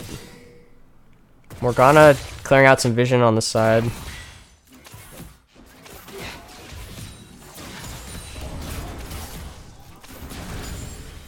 And it looks like Gasp... Oh, Taunt just barely going to miss from Pabu there. It's not going to cost him anything, as he can just walk away with the minion wave advantage. But Gasp is actually snuck up in the top lane here. We'll see if he can convert any sort of a gank here if Urgot does decide to walk up. Asher's taking really low. Looks like a taunt landed on him as we were watching the top lane here. But Brother Hamlet walking up. We're going to see an engage here. Gasp does have ultimate available. Is he going to be able to save his top laner? Yes, he is. Oh, it looks like Shroud was actually enough to save the Akali that time. So didn't even have to burn the Kindred ultimate that time. X-Demon coming down here in the bot lane, going to clear out the vision. This is just some cross-map play that the bot lane from Phub is expecting, so they're going to back up and eventually recall. Turret's going to fall. DMR getting that last hit to take the first turret blood, and as a response, Baby Shark going to take that Cloud Drake. We're seeing a lot of Cloud Drakes tonight, actually, and it seems like they're in abundance. And we haven't really been watching the mid lane very much, but Lissandra has finished that Proto Belt, and has the Merc Treads as well. And Victor, having just backed, he was sitting on the components for his next item, and his prior back, he also upgraded his Hex Core. So he's one step closer to the Luden's Echo now, which I think he's building.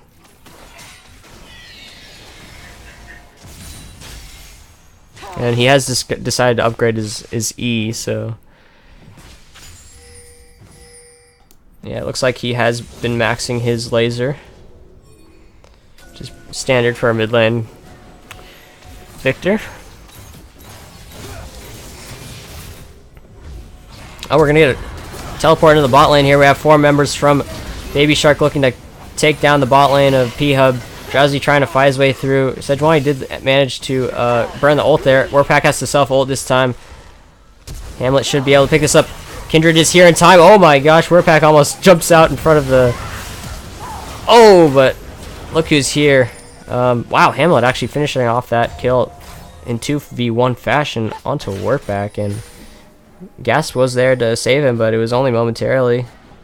So at the end of the day, we see the 2 members of Phub going down.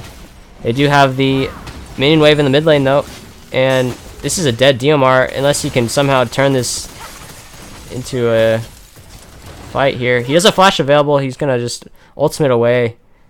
He does have flash, so he wasn't in too big of a tough spot there, but we do see this sometimes. Gasp does go for these aggressive invades, and he does manage to take away the wolves there as his mid laner, or excuse me, as his Akali top laner is distracting in the mid lane. Mid lane turret being taken here by Baby Shark. That's going to be X-Demon finishing off that one. Warpack trying to get forward, not quite in range of the Q there. Astrus and Afro are going to be forced to back here. Looks like Sejuani might recall as well. Yes, she is. Just making sure that they can back first.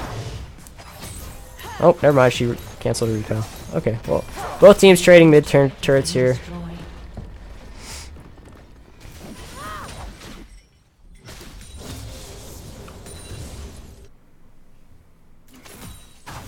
Drowsy still without both summoners. He has to play this next sequence very safely, as Sejuani does have her ultimate available, so any engages in the mid lane from her will likely result in a Vayne death.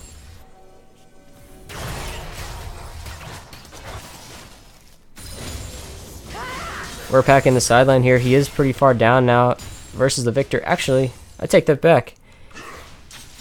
He's actually staying fairly even with in terms of gold, but on the scoreboard, obviously it looks quite different, as we see Hamlet at a 2-0 advantage here. DMR actually finding Hamlet here. Blast Cone is available to be used. Can DMR shuffle around? Yes, he can. Gasp is here just in time to help out as well. He's taking X-Demon extremely low, but rooted up is Gasp, but his whole team is here just to accompany him. Ezreal does manage to finish off Gasp before he can get that ultimate off of cooldown. Drowsy takes down X-Demon here, and Astrus is taken extremely low, hiding extremely well though. DMR just too much damage, too much gap close, and the Shroud is just going to allow him to get to the Ezreal that time. From 4 for 1 for Phub this time. So nicely done by them. They sort of just got picked off there, did Baby Shark, 1 by 1, and Phub had the more consolidated shape, I would say, in terms of getting to the fight and being there to assist one another. Obviously, Akali played a large part in that fight. She's now sitting at a 4-0-3 scoreline, and she has that Gunblade available to her. So she's really strong at the moment.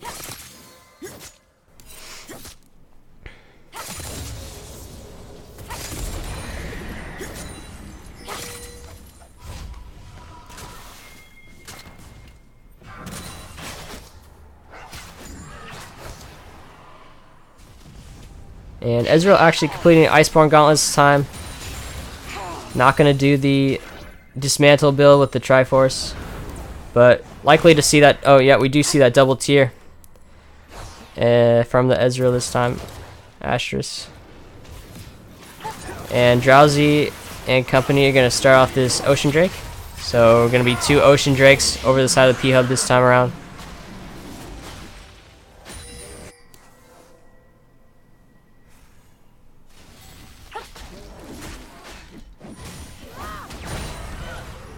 X-Demon just barely able to finish off that red buff before the rest of the P-Hub collapse on the bot side jungle here. Urgot's a little bit caught out, perhaps. He's going to back off just in time. So that one ward in the bot side jungle for Baby Shark does save his life because he's able to spot the rest of P-Hub coming down.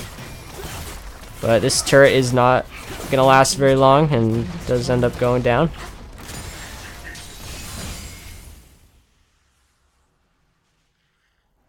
And we're going to see a reset from... Oh, nope. P-Hub actually staying on the map for an additional wave here. Just going to share some gold here in the bot side. Can Baby Shark take this Baron while everyone's recalled, though? Nope, not quite in time. There was an opportunity there. Maybe they could rush down that Baron at 20 minutes, but they weren't aware that P-Hub didn't have any vision over it. It's little things like that can really turn games around for you if you're at a deficit like this, like Baby Shark is, where they're 6k gold down now. Maybe they had that chance to sneak a Baron right there. You never know. And P-Hub still not checking the Baron buff, actually. So they don't have any vision over it right now. They know it's not being started, though, because they saw Ezreal in the top lane. They see Victor in the mid lane. So their power of detection tells them that no Baron's being done right now.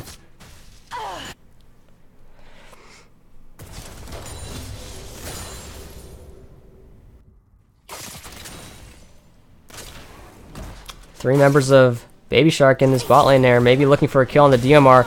X-Team are going to jump over the wall here into the Krugs. But DMR has that Shroud available. That 800 gold bounty looking really juicy, though, and it's attracting a lot of attention here so far. P-Hub going to take this time to capture vision over the top side of the jungle while they know that they're at a numbers advantage. Oh, Gasp actually gets rooted up here. He took the blast code over the wall there, looking for some counter jungling, and this is one of Gasp's weaknesses, where he just goes a little bit too aggressively, and that's going to allow Baby Shark to get back into this game with a kill onto both of the marksmen of P-Hub this time. DMR is such a nuisance, though, here in the bot lane, and the question is, can he be stopped? And this is the time for Baby Shark to make something happen here. They're going to go for this Baron start. And Warpack's going to try to disrupt it. Gets in there with the ult. And, oh, Pabu just trying to flash in there, but the flash is responding to with a nice side step from Hamlet. And Warpack eventually going to go down, but they're going to take Ashes down with them, and it's going to be a 2-for-1 on the top side. Gasp has respawned now, so Baby Shark's... Oh, nicely done. Really smooth there from DMR to finish him off with the nice shuffle. So Baby Shark trying to make some magic happen. They do manage to get those 2 kills onto the mid lane, or excuse me, onto the Vayne and the Kindred, but it's not going to be enough to get them the Baron, and ultimately it is interrupted by Warpack, who did go down, but he took Astrus with him. So now the vision swings over to P-Hub's advantage. Yeah, at least they stopped the Baron.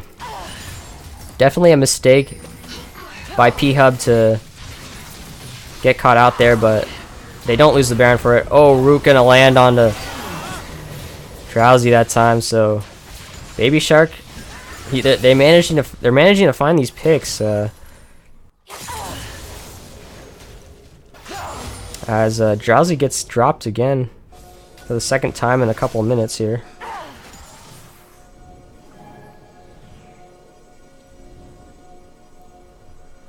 After the Giant did burn Flash there to get that binding down.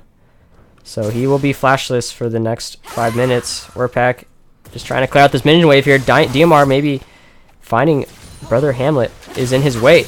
And Glacial Path can be successful by Warpack as he spins out of there.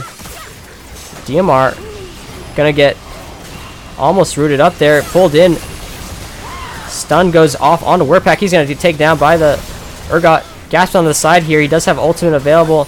Is he gonna be able to take down any of these members before he gets the low health? He's gonna have to pop the ultimate. Everyone's crowding inside the ultimate here. Gasp dancing around perfectly at the end of this fight, and he's gonna stay alive and do a lot of damage here to Baby Shark. And they do have vision over this bush here. Gasp flashing forward. Is he going to have enough to take down Astrus? He's going to take the long road around. Let me look for a kill as they come around here. Oh, Drowsy going to take the long shuffle back there. So nice positioning there from Gasp to come in from the side and really disrupt that fight. It looked like it was going to go Baby Shark's way. Gasp does burn that flash at the very end of the fight there. So he will be flashless. See if that affects any of the future fights. It's definitely not a good time to waste your flash when you're not getting any result out of it, but ultimately that fight goes over, I believe, a slight advantage to Phub, but I'm not really sure. I think it was a 3-for-2 or a 3-for-3. I can't keep track.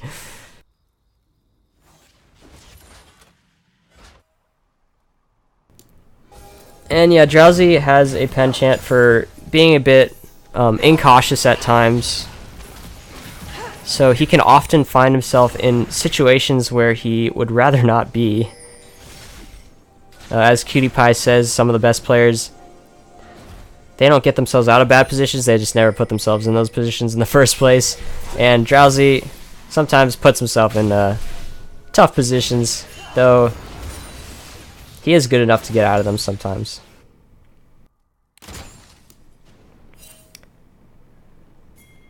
But definitely costing his team some tempo advantage here with the 2 deaths, and make it a 3rd with that last team fight. Also, Vayne not a particularly mobile champion. She chases down targets very well, but can tend to be perceptible to getting caught out at the low range.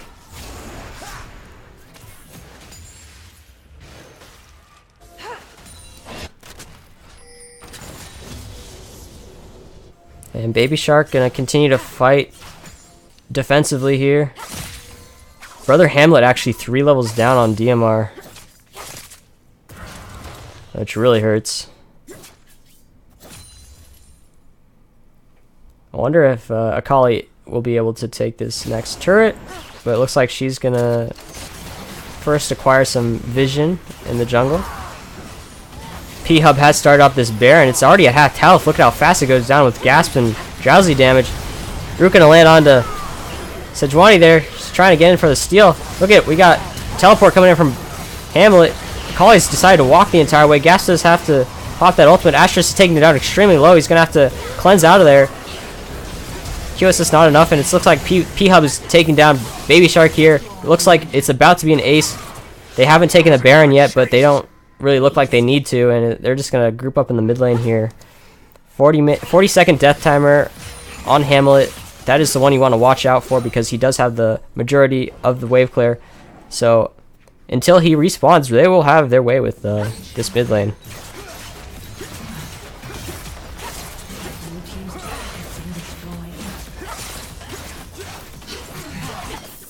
And what is the decision making like here now? Are they going to go back to that Baron buff, or are they going to reset? We'll see what they do. They do have a triple Ocean Drake this time, so they are definitely comfortable with regenning outside of their base. And yeah, it looks like they're going to actually go to the Baron here. This is a... I want to say it's a risky call, but it's also something that they should be able to get away with due to the amount of DPS they have available to them. They have 5 members here now. Sejuani looking for that steal. She wasn't there to get it in time. And so they do the calculations right. They get the math down, and they figure out that they can finish that off in time. They complete that Baron.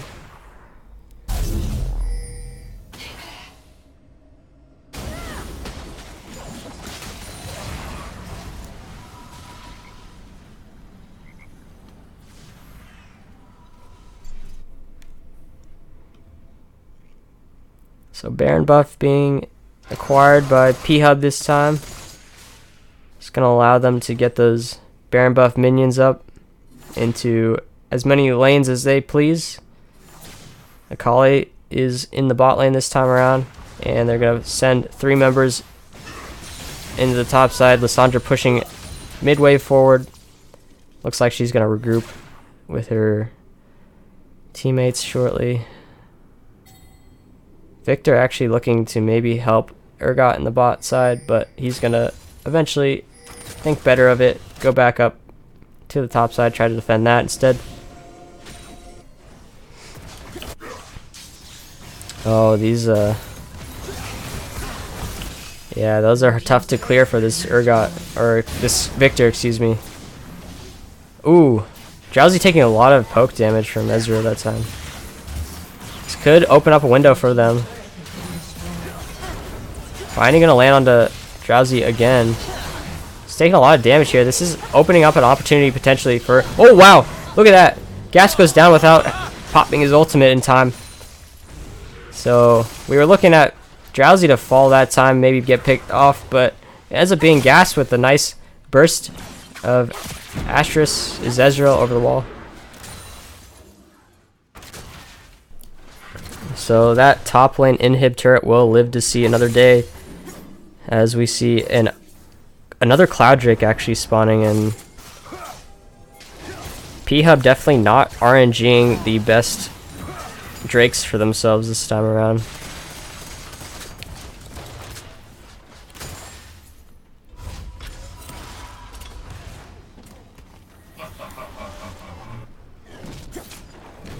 I mean, could you imagine if there was a Drake that gives you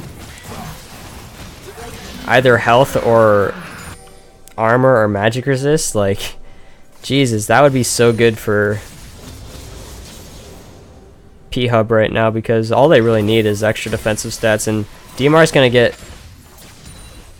Sejuani ulted there, but he does have Shroud available, and it's just gonna dash on out of there. Nothing really concerning for DMR at this point.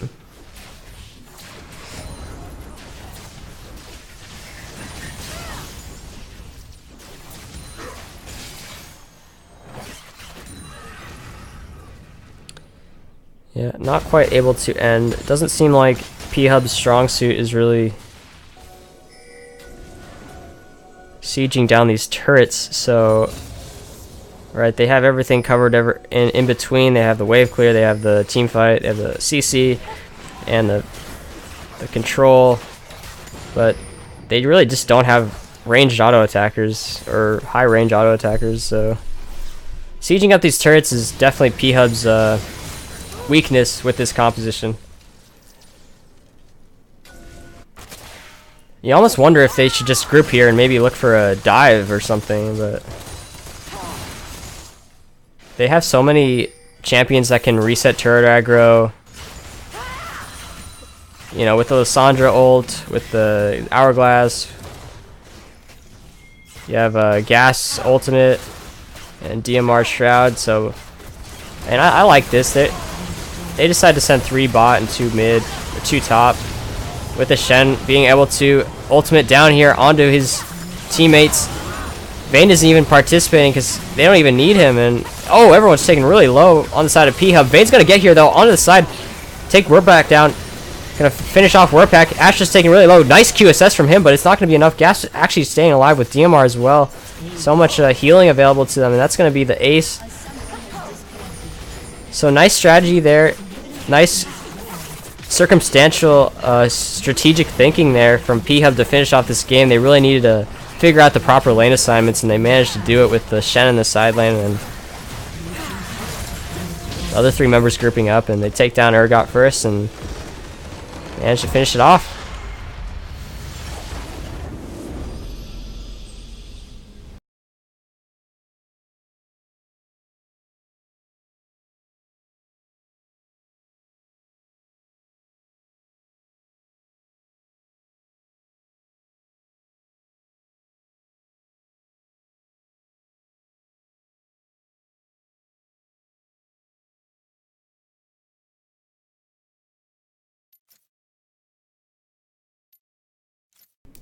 Alright.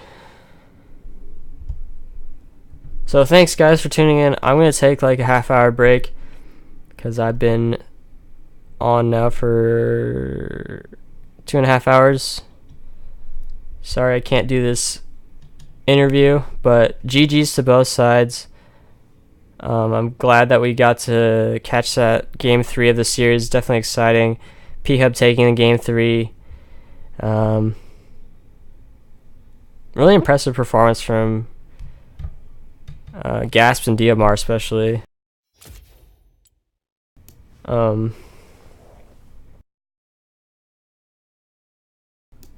Yeah, they were definitely efficient with how they played out the game. They didn't really need, as you can see, they didn't really need a lot of damage to do so, and it was all about taking objectives and farming it up. So well played from Phub, and see if Baby Shark can turn things around next week. They are, I believe they're at 0-2 now on the season, so, but plenty of time still left. It is a short season this time around, only 7 weeks for the regular season. So maybe these teams have a bit more urgency, but definitely still early. And I'm going to be turning the stream back on in about like 20 minutes for the next series, which is... next series is going to be Recon 5 versus Diveth. So I'll catch you in about 15 minutes, honestly. It's going to be a quick break.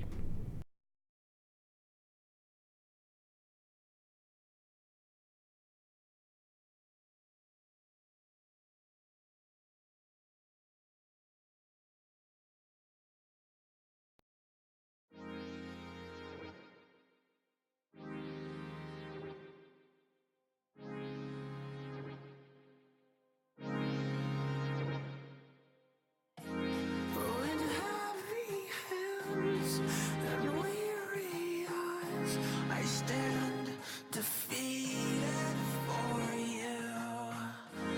With empty thoughts, a blackened heart is here for you to end it all. Why do we quit when it gets rough? Why do we lie to those we love? Why do we quit when it gets rough? And I just wanna say